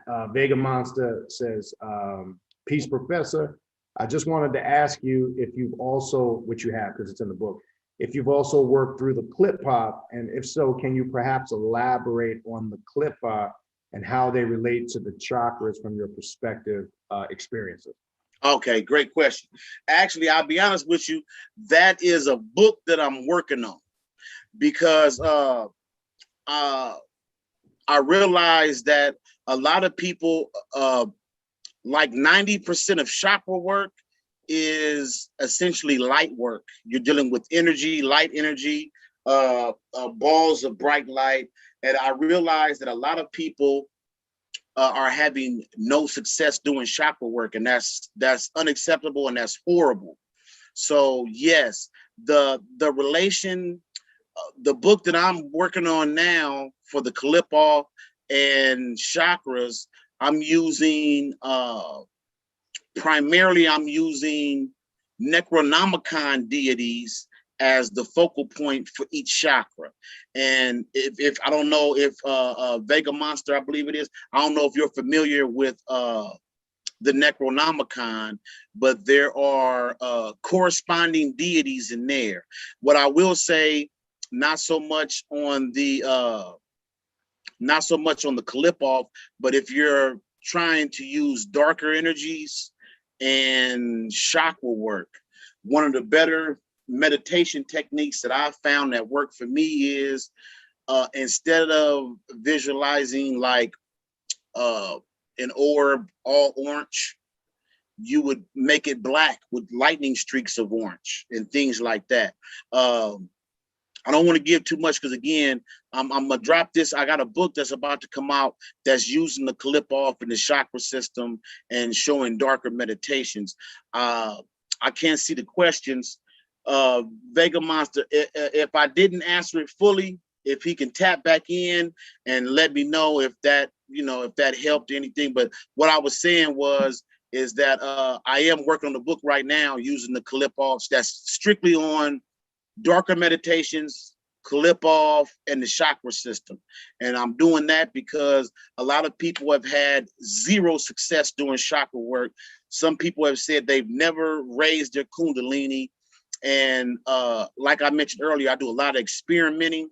And part of my experimentations, I just found different ways to raise kundalini and do chakra work that doesn't always involve light work, because most of the chakra work is technically considered light work. It's, working with lighter energies, and the darker clip off might appeal to those who haven't had much success the standard way of raising kundalini and things like that. Okay. Good answer. Good stuff. Do we have time for one or two more? One more? We can do two more. Two more. All right. So we're going to do two more. After the professor leaves, I'm going to stay on for a little bit so we could kind of keep building for a little bit on this, and then we will pick up where we left off. We'll continue through the chakras, and then whatever questions you still might have had for the professor, hold them for the next show. Write them down, don't forget them, and then we'll pick up after that. All right, so the next one here, this is from Eternal 13. Can you work on multiple chakras at once, or do you focus on one chakra for a certain amount of time? That's the question. No, you can work on multiple. In the book, now I say multiple, I've never worked on more than two at a time, but I mean, everybody is their own person. So yeah, if you look in the book, I don't know if you had a book. Let me see if I can find it. I have the book. The candelabra, the menorah. Menorah, yes, I was just looking at that not too long. The menorah, the Jewish menorah. I'm trying to find this picture. I can explain it better. The Jewish menorah is also an allegory for the chakra system, whereas the candle itself is representative of the spine. It has 7 candles. Now on the menorah, the first candle and the last candle, they're connected at the base. The second and the 6th candle connected at the base. The 3rd and the 5th connected at the base, and they all connect. Page 97. Page 97. Page 97. So I've done the. I'm gonna show this picture real quick. I don't know if you can. Let's see. Can we get it in there? Yeah, we can see. Okay, we can see it. Yep, now by those chakras being connected. Okay, there we go. That's a better. Yeah. Now by the chakras being connected like that, that would mean the root and the crown, sacral and the third eye, solar plexus and throat chakra with the heart in the center. So essentially, you can work with the heart chakra and any other chakra simultaneously. So that would be your 3. You could do the heart chakra, but I would recommend using those 2 that are connected. So you have 7. So the crown and the root work well together, because the root is where you're grounded. The crown is where you actually can upload as well as download. The crown chakra is where you can upload whatever you want to upload, and you can download directly. So those 2 work well together, as well as the sacral and the third eye. And then you have the solar plexus and the throat chakra. They work well. So I would say if you're going to work with multiple at the same time, I would throw the heart chakra in there as the 3rd. You can work heart chakra and any other 2 chakras that may be connected. But again, we're all scientists. So if you do experiment another way and you have some good success, you can get at me. I'm always down to talk about chakra. I'll drop my email before we get off, because I answer all, questions. I'm still learning too. Some people have some good questions that take me to another level too. So yeah. Good. All right.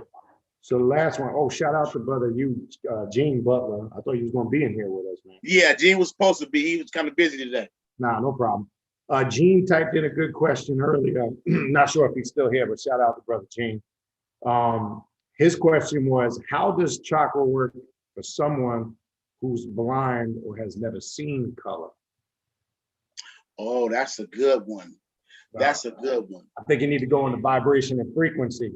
Tone. Yeah, sound would be the best thing for those who have, for a lack of sight. It would be sound, because I touch on it here. The musical notes, each chakra is associated with the musical vibration, a different tone, and we see it sometimes in movies. But each tonal vibration actually produces a different color.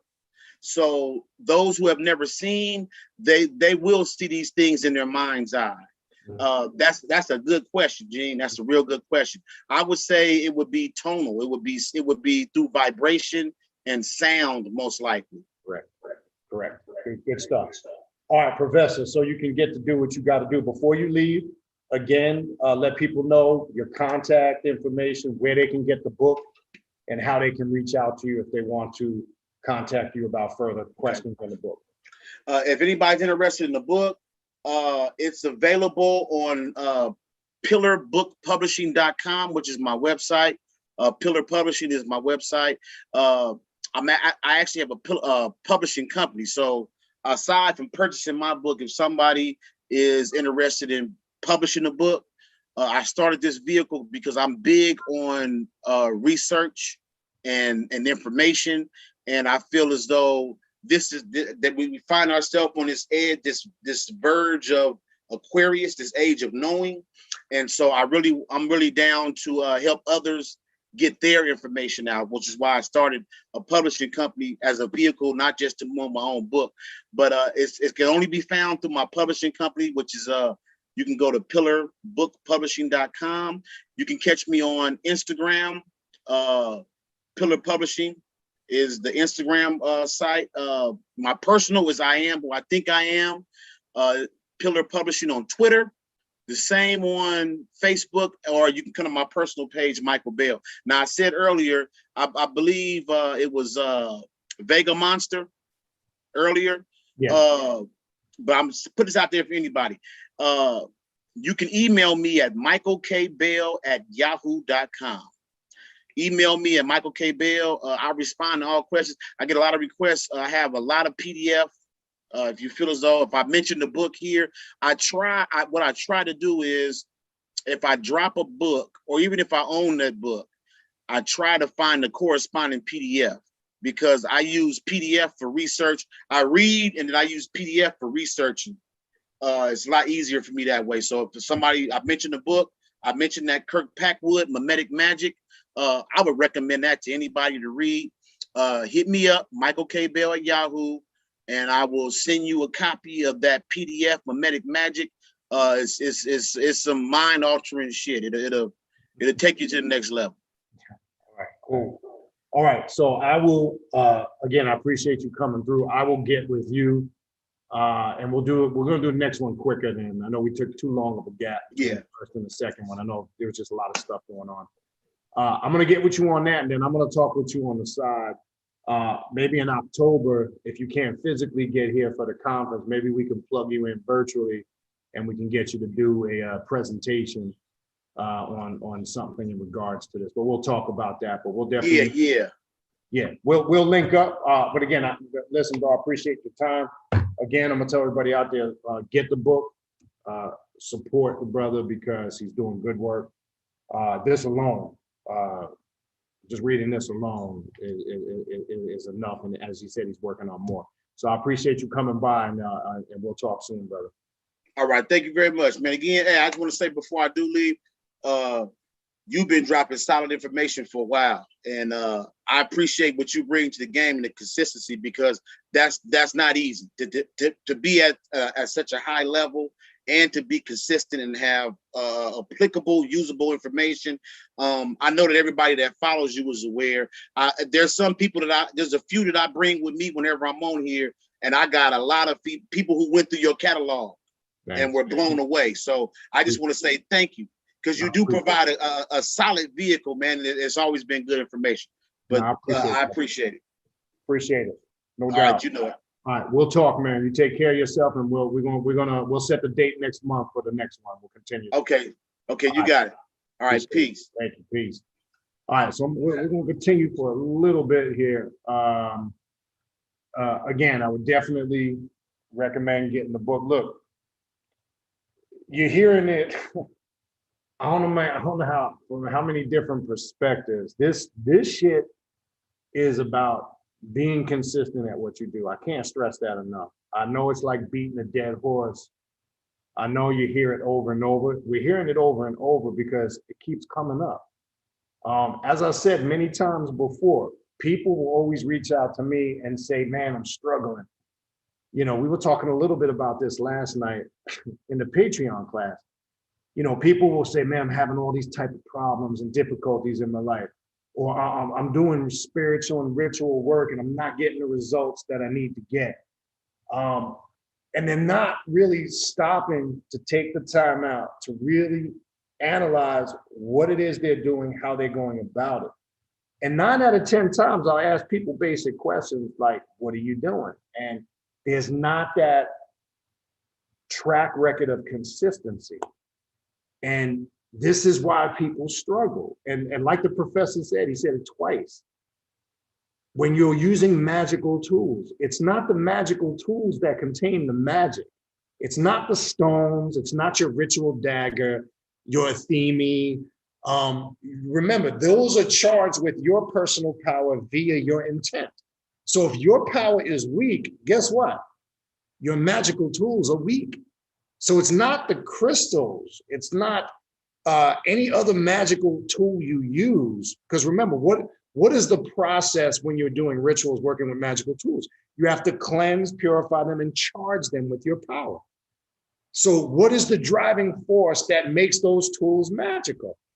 There's nothing magical about going online or to an occult store and buying a ritual dagger. It might look nice. It might look, magnificent and all that, but the shit is pointless and worthless if you as the magician do not have the power to charge it up with the energy via your intent. So the focal point is, if I'm using my ritual dagger for drawing sigils in the air over my altar, drawing blood or anointing, that dagger with blood for other magical purpose, that's my life substance on there. And the very life force, power, and energy that exists within each individual's blood that's transferred via, say, to magical vessels or tools, again, the point of origin goes back to the individual. And this is where I think people struggle, because they don't realize at the end of the day, it's always going to come back full circle to you. It's what did you do? So when we're looking at stuff going on around us and in our life and saying, man, the shit just ain't happening. It's not panning out for me. I'm not getting the results. And then people are quick. I'm not saying all, most people are quick to find external reasons why this isn't working. Such and such did this, or this person's out to get me. Or they're always crying wolf that they're not getting a fair shake. And nobody ever starts with self, because remember, the path of self-mastery or being a god or goddess simply is based on one principle: taking responsibility for your actions, taking accountability for your successes and your failures. So yeah, it's great when everything is going great and you want to bathe and bask in your glory and look how wonderful and great I am when everything is turning out right. But it's a harder thing to do when you fuck up and you make a bad mistake, or you make a terrible decision. It's quicker to point the finger and blame something else, and simply it could just be, I fucked up. I made a bad choice. Right? It always comes back to self. This is why I said, again, I said it earlier, I'm gonna say it again, I've said it many times over the years. This is an inward journey out, not an outward journey in.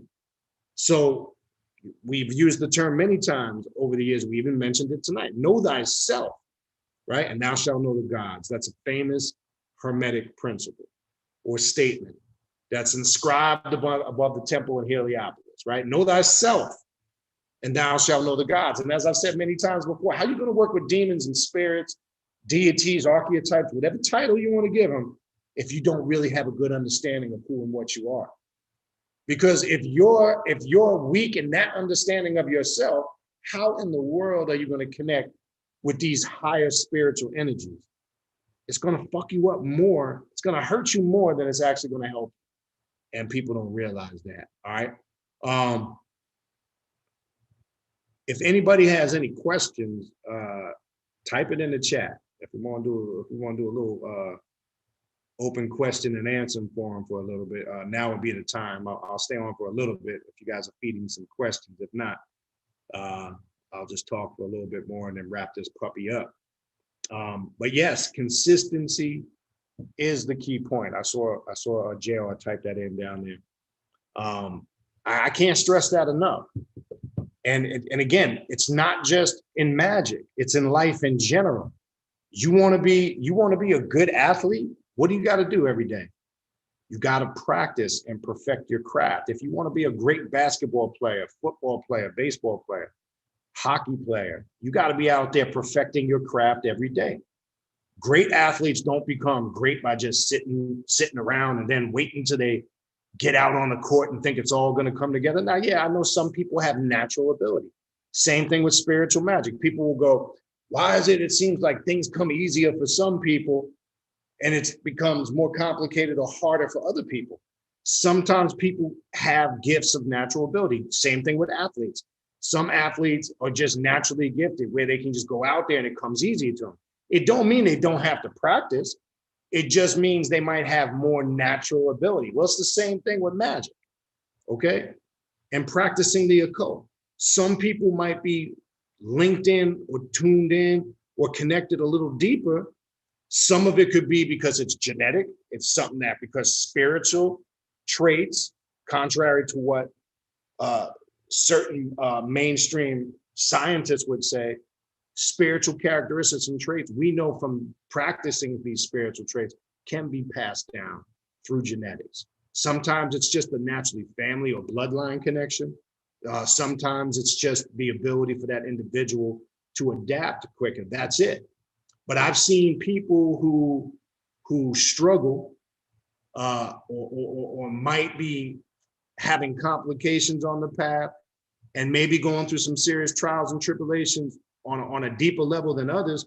And I've watched people, though it might have taken longer, I've watched them get to a point in their journey where they become very successful. So I'm saying all that to say, all that simply means is some people might just have to work harder than other people. That's it. It doesn't, you can't gauge your experience and your journey to somebody else's because everybody's journey is unique. We have to understand it. And that's the other problem, people make a mistake. Don't look at somebody else and go, man, and you're gauging your success or your failure based on that person's experiences. That's going to mess you up even more. Okay. If you focus on what you got to do through your work, and again, I'm not saying it could take weeks to really see breakthrough, months. I got to be real with you. Sometimes it could take some years. It just depends on where you're at. Now, sound mind and sound body is critical in that too. You got to remember, some people are not getting their personal shit in order. And this is another reason why they struggle. You have to get all your personal chaos in order. The correct way to start out on this path, and this is why we talk about shadow work being the root and the foundation of being successful on this path. And for those that know me over the years, that's the first thing I teach and show you. You must deal with your shadow self. You must uncover all those things that are hidden, fears, anxieties that you've been avoiding, burying and masking in other religions and spiritual systems and dogmas, and taking the wrong advice from people who told just, well, wash it to the side. No, You can't just wipe away psychological and emotional traumas that you picked up over the years. You can't just X and blot out life experiences that have had an impact on you. It don't work like that. That's not how it works. You can't pray it away, you can't meditate it away, and you're not going to be able to chant it away. You must address it and put it in its correct perspective and context. Then and only then can you move forward in life and be successful, because most people fail because they're not dealing with a lot of their personal issues. That's what real shadow work is about. I know it's become very trendy. Everybody in the last couple of years is on the internet, and even recently within the last year or two, it's become very trendy. Everybody now is, I get fucking confused because everybody throws it out there, but most people don't really elaborate and go into depth on how you're supposed to do that shadow work. Yeah, we know what the shadow self is. We know you got to uncover the hidden in the shadow self. Well, what is that? And once we do that, how do we identify in detail and then take those principles or those facets that we've identified we need to address and work on? Then what's the next step and process moving forward dealing with that? Okay, this is what I show people how to do. That's the groundwork. Don't let nobody fuck you up and throw you into certain situations, and people will get on this path and right out the gate, they start working with Belial, and they start working with Lilith, and they start doing all these intense Luciferian rituals and working witchcraft and sorcery, but yet they're an emotional wreck. Yet they got personal issues going on. They got anger management issues. They got temper issues. They got family and personal problem issues. You cannot just sweep that aside and get into some intense magical work and think you are not going to conjure up more trauma by doing that. Because you go start working with deities like Belial, who is very aggressive in nature, let's say, clearing out some of your pathways of blockage, and you might start activating spiritual energy to remove things in your life that need to be removed, person, place, or thing. And in that, you might get surprised that a lot of shit gets destroyed. And then you go, why? Then the next thing people say is, why did my life get turned upside down? I did this ritual to get clarity on this one particular thing. And then all of a sudden it filtered out into every other aspect and area of my life. That's because it's a lack of understanding of what you were working with, number one.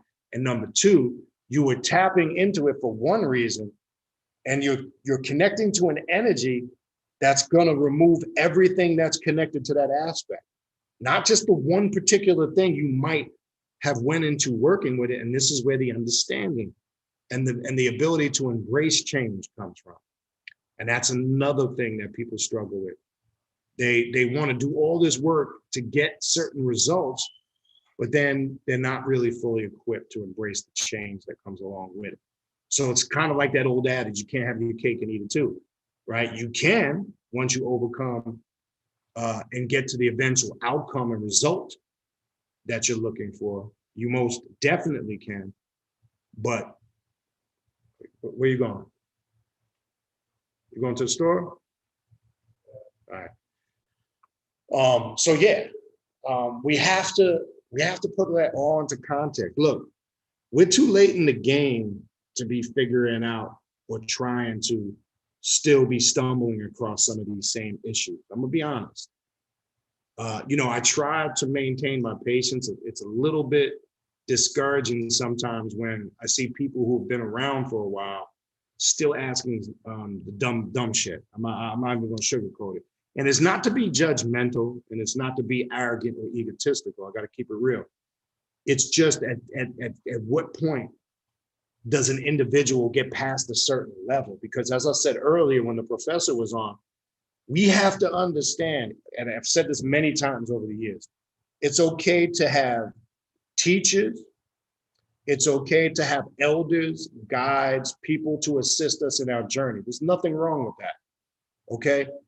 But you gotta realize at some point, not all questions and not all problems can be answered for you and figured out for you, because there's certain things on this path you're gonna have to figure out for yourself. And that's where people get lost. Some people get comfortable, and this is why I've been speaking against for years being part of these Mickey Mouse groups and these clubs, and people want to follow people, and people want to be a part of groups and organizations and think because they become a member or they get a title or some type of status that equips them to be somebody, and it doesn't. Okay, I don't give a fuck. Look, and this is no disrespect, I've said this many times over the years. I don't give a fuck who you are, what title you got, and what you think you know. All I know is you better be able to be the example of what you think you know. I don't give a fuck what you read. I don't care how much information you can spit out from a book. It means absolutely nothing to me. It don't mean shit if you say Hotep, Alafia, Ashe, Shalom. That doesn't mean dick to me. It's irrelevant. It's pointless. I look at the individual and the example. Are you a living example of the knowledge you claim you have? So I just can't hear it from you spitting it from your mouth. I got to look at your life. I got to look at how you live. Yes, there is a certain level to gauge it financially. Fuck what people say. I don't care if don't run that game on me. Oh, it's not about money. Most people that say that are piss broke. That's why it's not about money, because most people that make that statement are shit broke and ain't got nothing. So they want to convince other people, oh, being spiritual, somehow I've said this for a lot lately. I don't know where being broke has become equipped with being spiritual and holy. I don't know where the fuck that came from, but that's a poor person's mentality. If you have all this knowledge, wisdom, and power, or you claim you do, and you're on this path, well, you should be a living example of it. If you're walking around preaching about Kemet in Egypt, show me a broke pharaoh. That's all I want to say. Show me a pharaoh that was poor.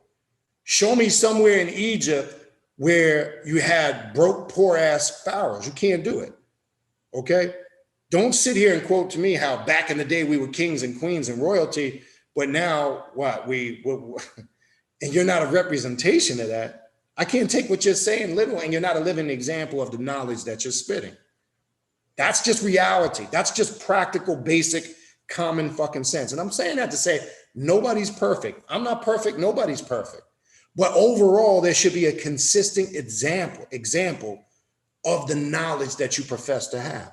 And it's got to reflect in your lifestyle. It's got to reflect in how you live.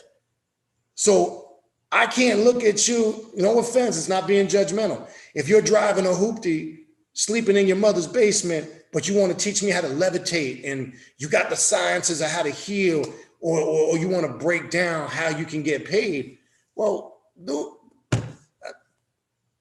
come on. This is how it works. If I'm looking at you, and it's not to be judgmental, it's just facts. I don't take advice from nobody that is not an example of it. And I can humble myself when I see somebody in the area that knows more and has more success. So if I see somebody in the room or in my circle that has a successful track record of finances, I'm going to humble myself and listen to that person. Why? Because that person is an example of financial success. But I'm not going to listen to some, we all know the hustle man that comes with the pyramid schemes. We all know this cat, or even the female. Let's not just say it's a dude. We know how many over the years have come to you with, yeah, man, they want you to sign up for some group. It's some pyramid scheme. They want to bring you in as a member to sign up. They get money. You bring other people in. They sign up. They get money, and we're all going to get fucking rich.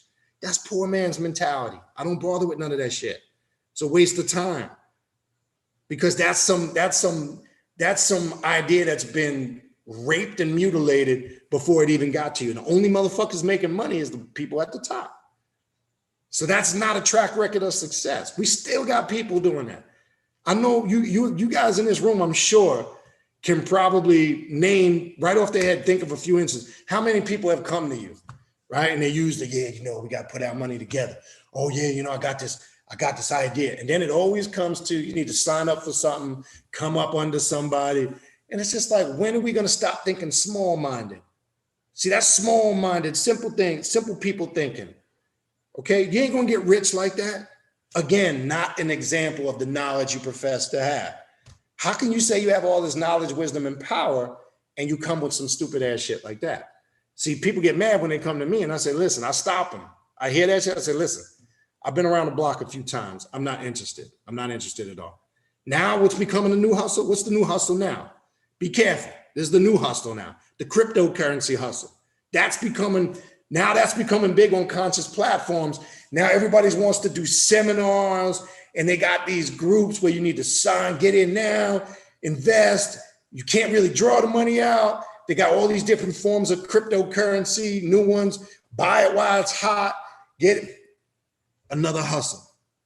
Look, all I'm telling you is this, and you see they're trying to crack down on it. Look, I have investments in cryptocurrency, okay? But you got to be smart. I'm not going to get on here. I'm seeing motherfuckers getting on YouTube now. Yeah, I'm doing sign up for my seminar. I'm going to show you how you can become rich via cryptocurrency. I'm going to tell you this, use common sense. I invested by basically gathering information through books over the last couple of years. I used the Coinbase platform, right? Which some people will tell you, oh, they take some fees out, this and that, but it's encrypted and I ain't dealing with nobody. I ain't got to worry about paying nobody else no damn fees.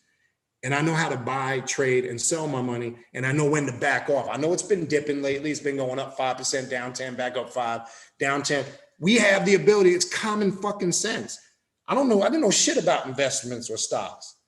Okay. I wasn't knowledgeable on that, but that's the way I learned. And then, yes, I tapped into some people. One person in my circle, that's what he does for a living. He trades stocks, not just cryptocurrency. Then you make the right connections. You teach and educate yourself. I don't need to be a part of no fucking group, sign up, and I got to have some ridiculous sign up fee. And then I got to come up under you. No, man, you want to know how I started? I went on Amazon and got some basic books on cryptocurrency.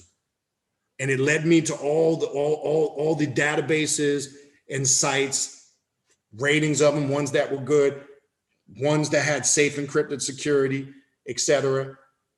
Basically from just teaching and educating myself. That's become a hustle now. What does that fall back into the principle again? The problem with all this shit, that's the other problem people have. They need to feel like they got to come up under something or somebody, and somebody needs to do it for them. I gave that up years ago. I don't wait for nobody to do shit for me, period. I'm not sitting around waiting for nobody to do a damn thing for me. I don't want them to, nor do I need them to. This is about doing for yourself. If we're claiming to be divine and we have this divine power and we're gods and goddesses and all that other good stuff, all that nice stuff we like to say that makes us feel good, let's start living and acting like it, not just talking about it.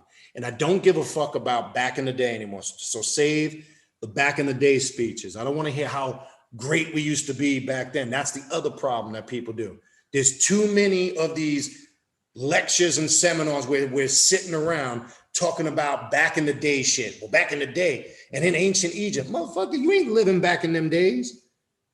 And how can you bring that ancient, magnificent culture from way back then to the present day and make it work for you? You ain't back then. Stop talking about it. You wasn't there. You're basing it on what you're reading in books, which is hearsay from other hearsay. So that shit don't mean nothing in 2021.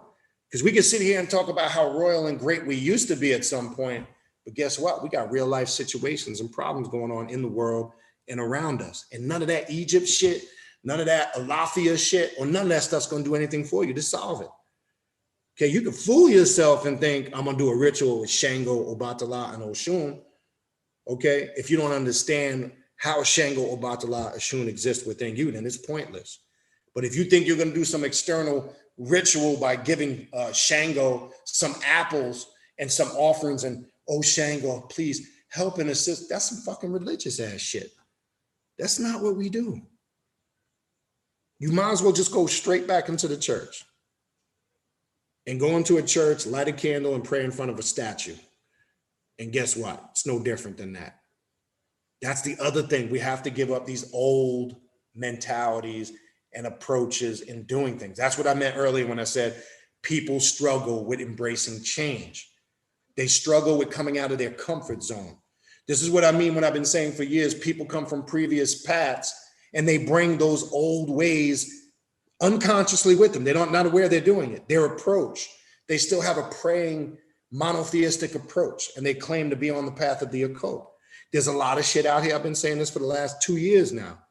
There's a lot of shit on YouTube and social media platforms where people are mixing New Age and African spirituality and calling it a cult. And it's not. Okay? It's their brand or definition of a cult, no doubt. But it's not what we're talking about or what I'm talking about here as far as dark magic, what somebody would label left-hand path, working with, darker or intenser energies, or if you want to use, these are just terms that don't mean nothing, dark side energy, whatever term you want to use. I'm just trying to use terms that people can relate to. Really, in essence, that shit don't even mean nothing. Okay, because those are just titles, adjectives, and descriptions to just describe things. That's all. But don't sit here and talk about, you're incorporating, working with the Goetians, and then you're infusing some Christianity shit in there with it. That's not left-hand path black magic. That's not working with real Luciferian energy. Okay? That's somebody, in my opinion, that still needs to be comfortable. I call those people gray liners. They want to dabble in the dark arts, but they want to still keep their foot on that light side shit. It's like a security blanket. If it's not that, the new age astrology thing is big in these conscious platforms now. It's fucking nauseating. Would you people please stop this shit?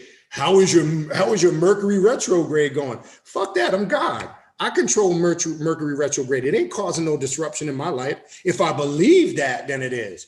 I'm seeing this shit on the internet. Oh, my car broke down. Oh, I got into an argument at work today. Must be the Mercury retrograde. Man, you're a dumb motherfucker. That's all I got to say about that. Okay? The astrologicals don't control you. If you believe that, if you don't understand energy, if you believe and you navigate your life and dictate it by everything in your natal and astrological chart, that's helpful information as you move forward. But as a god or a goddess, you have the ability to change and alter your destiny. But if you accept in your mind, oh, Saturn energy, I need to be careful. It's like religion. You start to believe, and so a man thinketh he is. You become your thoughts. If you start really embracing that shit and accepting it mentally, then yes, my car broke down, I got to accident. Must be that Saturn energy. Man, get the fuck out of here with that shit. Okay? That's that new age shit. But people are passing that on as a cult. Well, let me tell you this. We don't use astrology like that on this path. We're not a victim, or we're not condemned to what those astrological charts say. We use it as helpful tools. Can the astrological information and the energies of it have an influence on us? No doubt. I'm not saying it don't. But not to the degree where we become a victim to it. So that's awareness. You embody all the astrological signs. They do not dictate to you. Now, here's the real deal, and I've said this before. People will always say, whatever your birthday is, right? That's my astrological sign. No, it's not. You're made up of 3 in your genetics through your first generational bloodline of your mother and father. You're composed of 3 astrological signs. You are a third of what you were birthed in. You're a third of what your mother's sign is and a third of what your father's sign is. You carry all of those characteristics. It's in your DNA. This is why you might find certain similarities with those. Go back and look at it. You'll see. So who really is a true Gemini, a true Libra? Yeah, I know what the natal chart will say. I know, and look, don't let people fool you. There's all these free sites you can go on there. Just type in your name, your age, where you were born, the time, the location. It equates it to the rotation of the axis of the planet and what the time you were born and all that. They have free sites to do all that shit. But people out here talking about it like it's some deep, heavy shit. Getting on here. Oh, the moon is in this. Oh, we're in this and that. I'm just like, really? Who really fall? Are we really falling for this shit in 2021? Apparently so. But I just want to make it clear. I don't work with it like that. I don't give a fuck if anybody agrees with that or not. I really couldn't care. Don't take that personal, because once this camera goes off, I don't give a fuck. And I'm not telling anybody, everybody has to agree with my approach, because you don't. You're entitled to completely disagree with what I'm saying. But as long as we can agree to disagree, we're cool. You understand? I'm not going to see it that way. Never will I. And I have no intention to, because it's pure bullshit when you break it down in its core essence. It's all based on a certain level of personal faith. And yes, and like Lambert Moon says, it is all you, right? It is all you. Because what you embrace as a reality becomes real to you. May not become real to the next person, because that's not their reality. And what you reject as not real becomes fictitious or non-existent to you. But that same thing you have rejected, somebody else, that might be their reality. You need to understand that. So what does that mean? We can agree to disagree. We understand people are going to have different perspectives on things, and that's okay. But when we apply a certain level of practicality and common sense, I think we can come to a concrete understanding. So we don't use on this path astrology as the tell-all be-all. We are not condemned to Mercury retrograde. Now, I saw recently in the last few weeks, the Saturn energy. The Saturn energy. Shit, Saturn ain't nothing but Satan to us. It ain't nothing but pure chaos to us. They'll tell you shit like in astrology, oh, don't do any ritual or magical work when the moon is in Jupiter. Jupiter is a very volatile, chaotic energy. That's the best time to do dark magic work. What the fuck are you talking about? And here's the proof. This is where you just use basic common sense and reasoning. That's a common thing in astrology. Don't do work when moon is in Jupiter. Well, I can attest to, based on results, that is not true. And I have the living proof to validate that that's not true. I've gotten my best results in Jupiter energy. And the mainstream New Age astrologists will tell you, you shouldn't do any work. You shouldn't do this or that. That's religion, people. This is why I say it's all about you. Who is the facilitator of the power? So you mean to tell me, because we're in Jupiter energy, you're a god or a goddess, so you can't bypass that? Your power is that weak, you can't, so you're stuck. You can't, you're telling me I'm stuck. I'm a victim and I'm condemned until that Jupiter, to the phase of the moon leaves Jupiter energy and goes into something else. The only thing that's real about that is if I accept that in my mind. How does that differ from somebody that lights a candle for a deity and gives them an offering and believes in their mind that by doing that, this is going to solve their problems?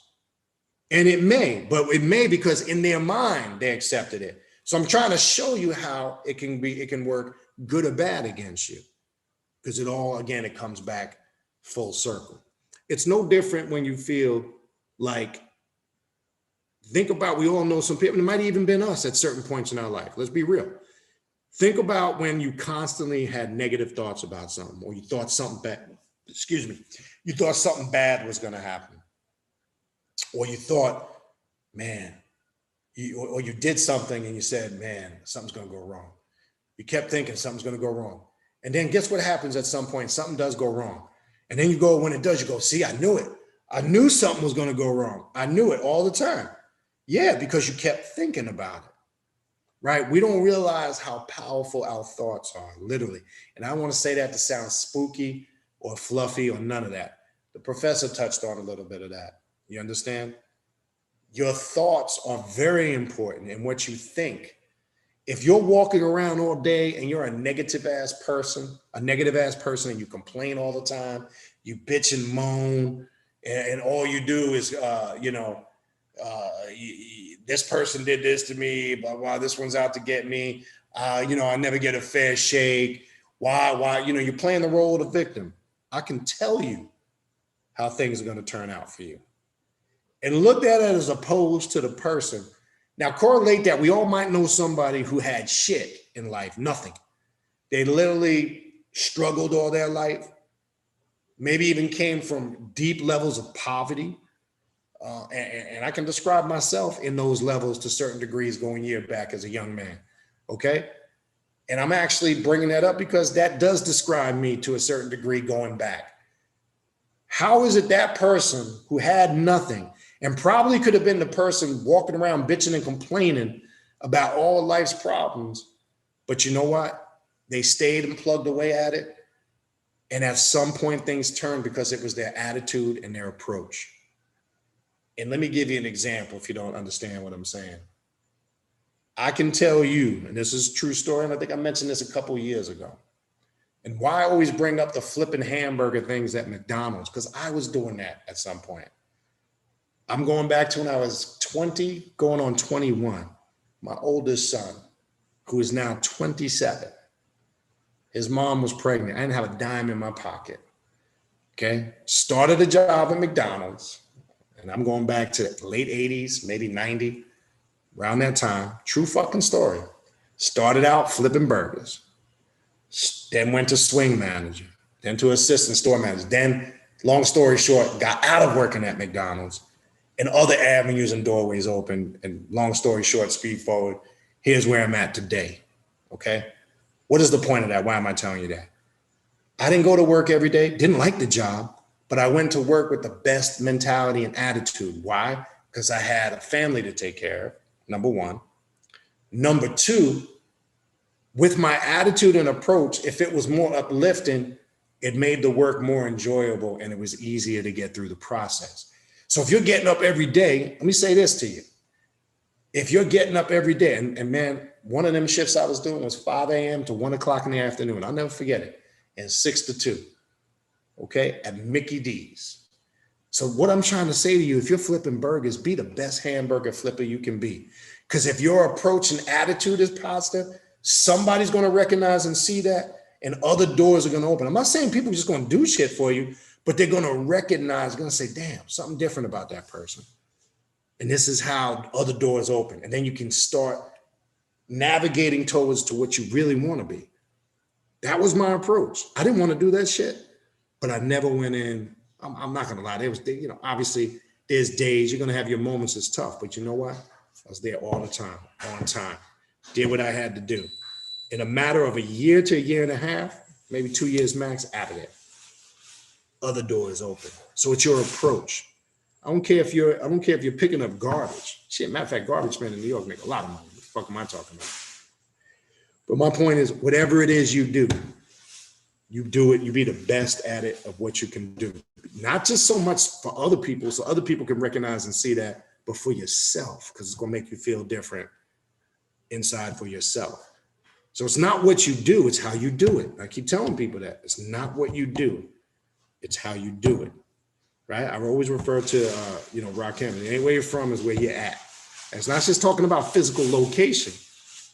It's where, it's not just where you came from, it's also where are you at right now. You understand? That's what it's about.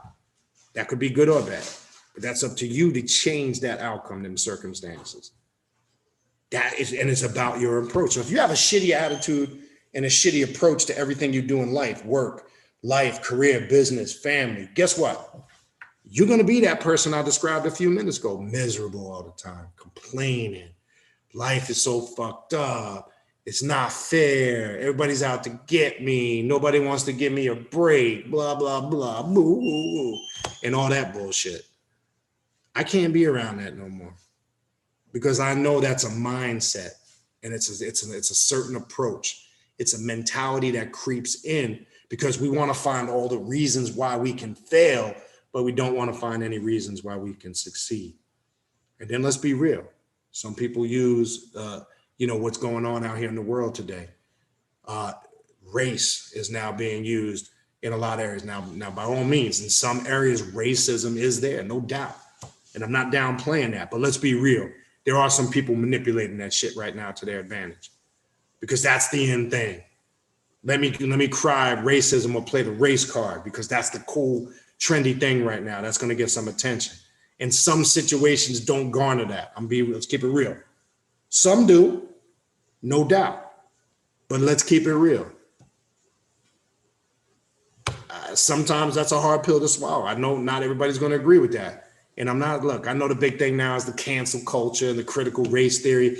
Here's more tactics now to separate and divide us. It's here. They're doing it, and they've been doing it. Here's the reality. How do we get to this reality? I don't have the answer for that, but I'm going to tell you this. What I do know, you want to know the bottom line is it's us adults who are poisoned and corrupted. And we poison and corrupt the children. Let me tell you why I say that. I've mentioned this before. I can get a group of small children right now. I can get small Asian children, Latino children, Black children, white children, put them all in a room, and they don't give a fuck that one's white, Black, Chinese, or Latino. It doesn't mean shit to them. You want to know why? Because they have a pure innocence. All they see is another child that's like them, and all they want to do is play. That's called pure innocence and not being indoctrinated.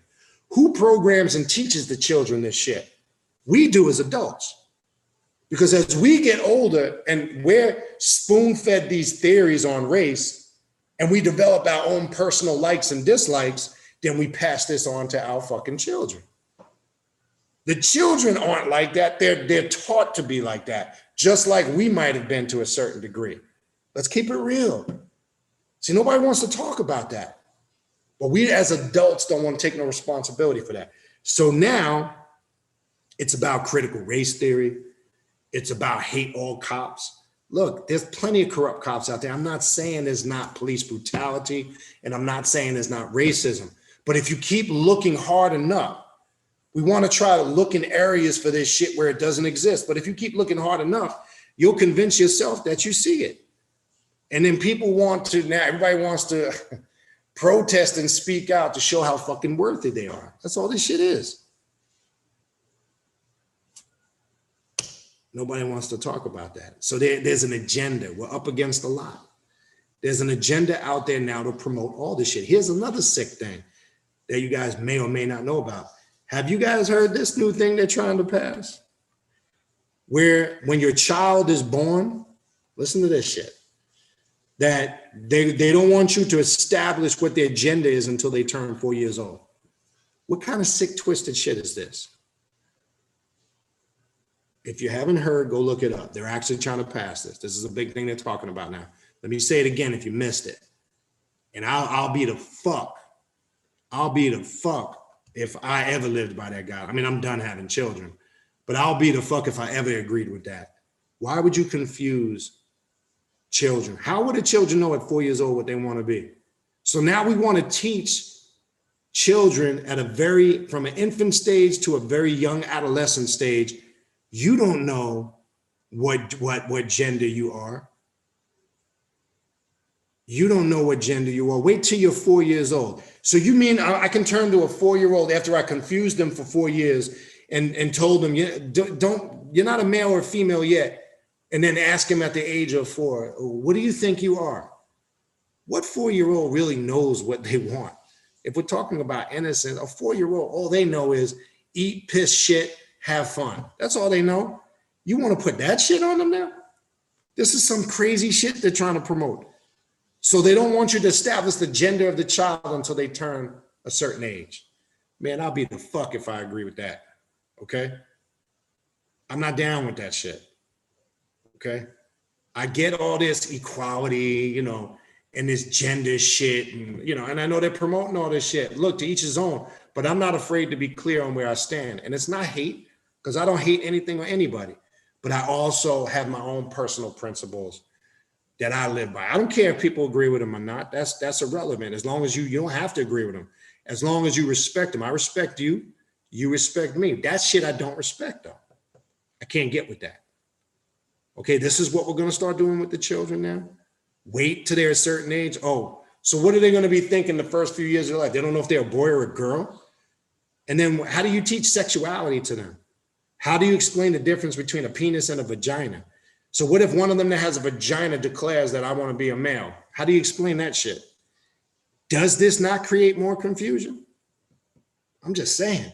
Come on, man. We got to wake the fuck up, man. Wake up. That's all I'm saying. Don't promote this shit, because this is where we're going. And this is why it's more important for you to have your shit in order.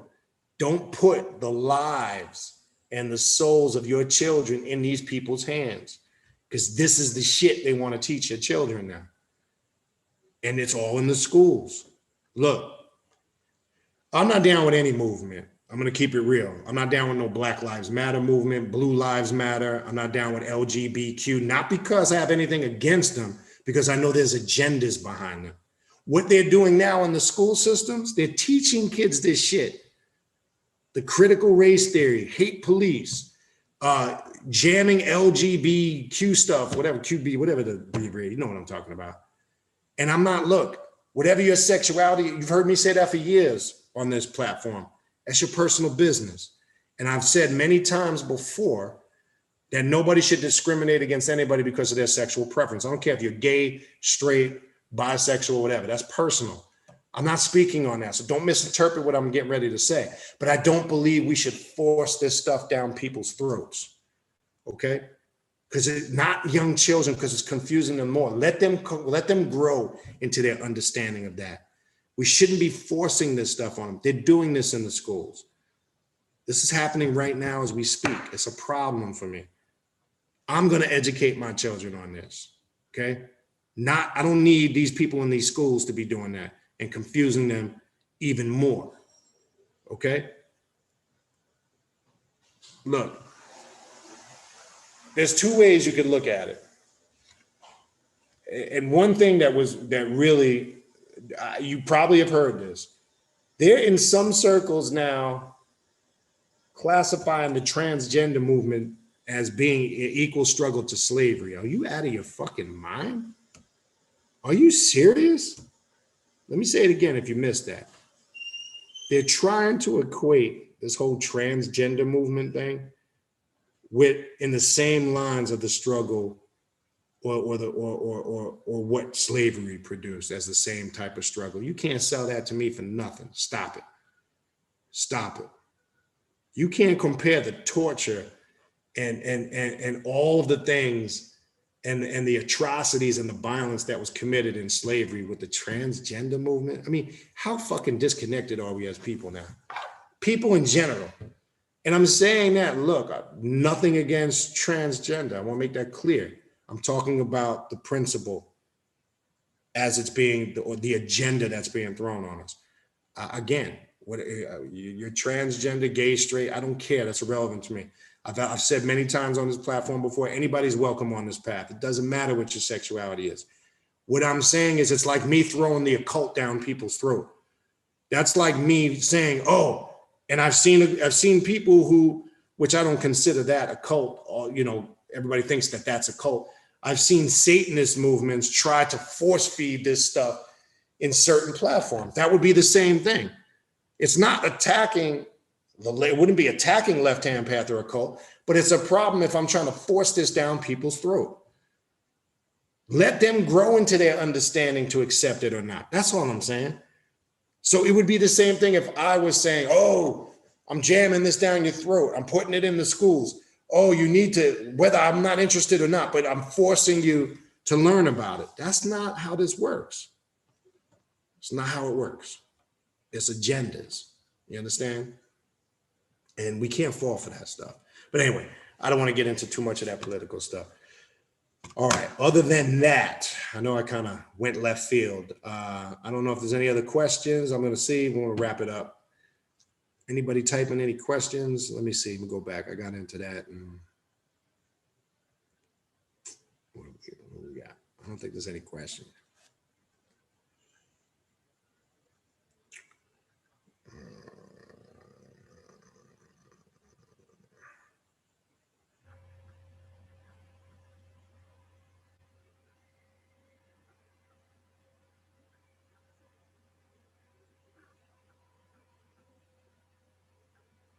All right, so I don't really see any questions, just some comments. I think you guys get the point.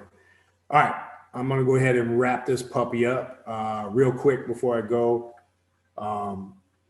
Again, for what I mentioned at the beginning, upcoming classes, let me give you the dates. I posted them on Instagram today. Now these classes are available to people who are on Patreon.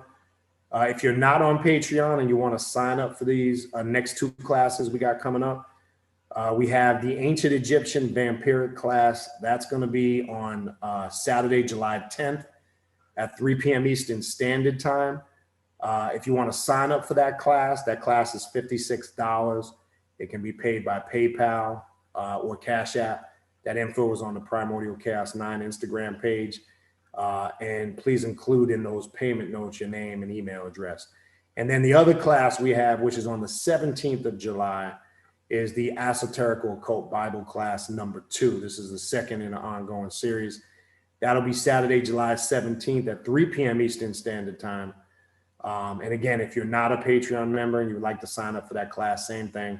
Class is $56. It can be paid by PayPal or Cash App. The PayPal Cash App information is on the platform. Also, the 4th annual conference, Journey of the Black Adder, that'll be October 29th to the 31st here in Fort Lauderdale, Florida. We'll be doing it live and virtual.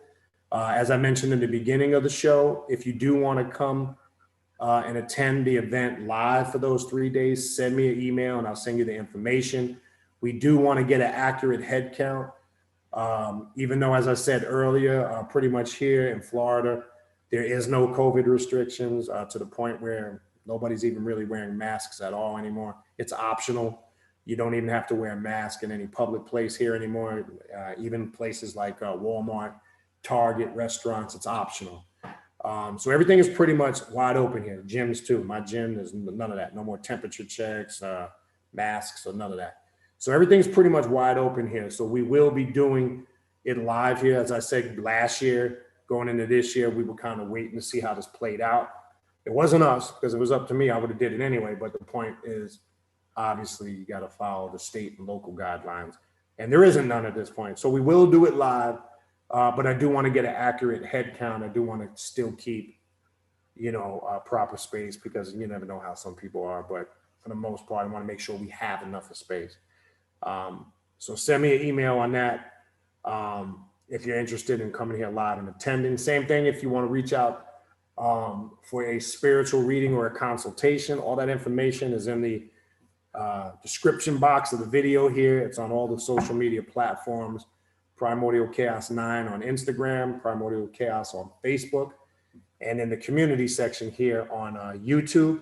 Also, if you haven't, check out the Patreon page, patreon.com/Baniti, BANITI. On there, I do a lot of private classes, lectures, and rituals. There's different tier levels, tier 2 and 3, the 2 most popular levels. Tier 2 for $13 a month, that gives you access to the classes. Tier 3 for $25 a month, that gives you access to the classes and the rituals. And then I also have separate tiers with different mentorship programs. The Red Magus being the most popular now. I have a lot of people on that right now and growing. I might have to actually do a cap on that soon, because it's growing that quick, which is a great thing. But for those tiers of mentorship, please, that is only for the individual that's willing to put the time, effort, energy, and work in. Again, I don't want to waste your time, and I most definitely don't want you to waste my time. My time is too important, all right? So if you're interested in any of those things, the email it's in the description box here, and the videos on the platforms. It's khnum19@gmail.com, all right? Other than that, I want to thank you guys. Appreciate you. It was fun. We'll get the professor back here next month. We'll continue discussing his book, because there's a lot of information in there. And the first 2 shows kind of kick that door open. I'll try to get back on here maybe in a week or 2. Try to do something. It's just been a lot going on. Other than that, and I want to thank everybody for the birthday wishes last week. Thank you for wishing me a happy 50, the big 50. I don't feel like it. I feel like I'm 25, to be honest with you. But I appreciate everybody with the birthday wishes on Instagram and Facebook, and those that reached out to me. I appreciate it. All right, so we'll talk soon. You guys take care. And peace, in the sense that positive energy always creates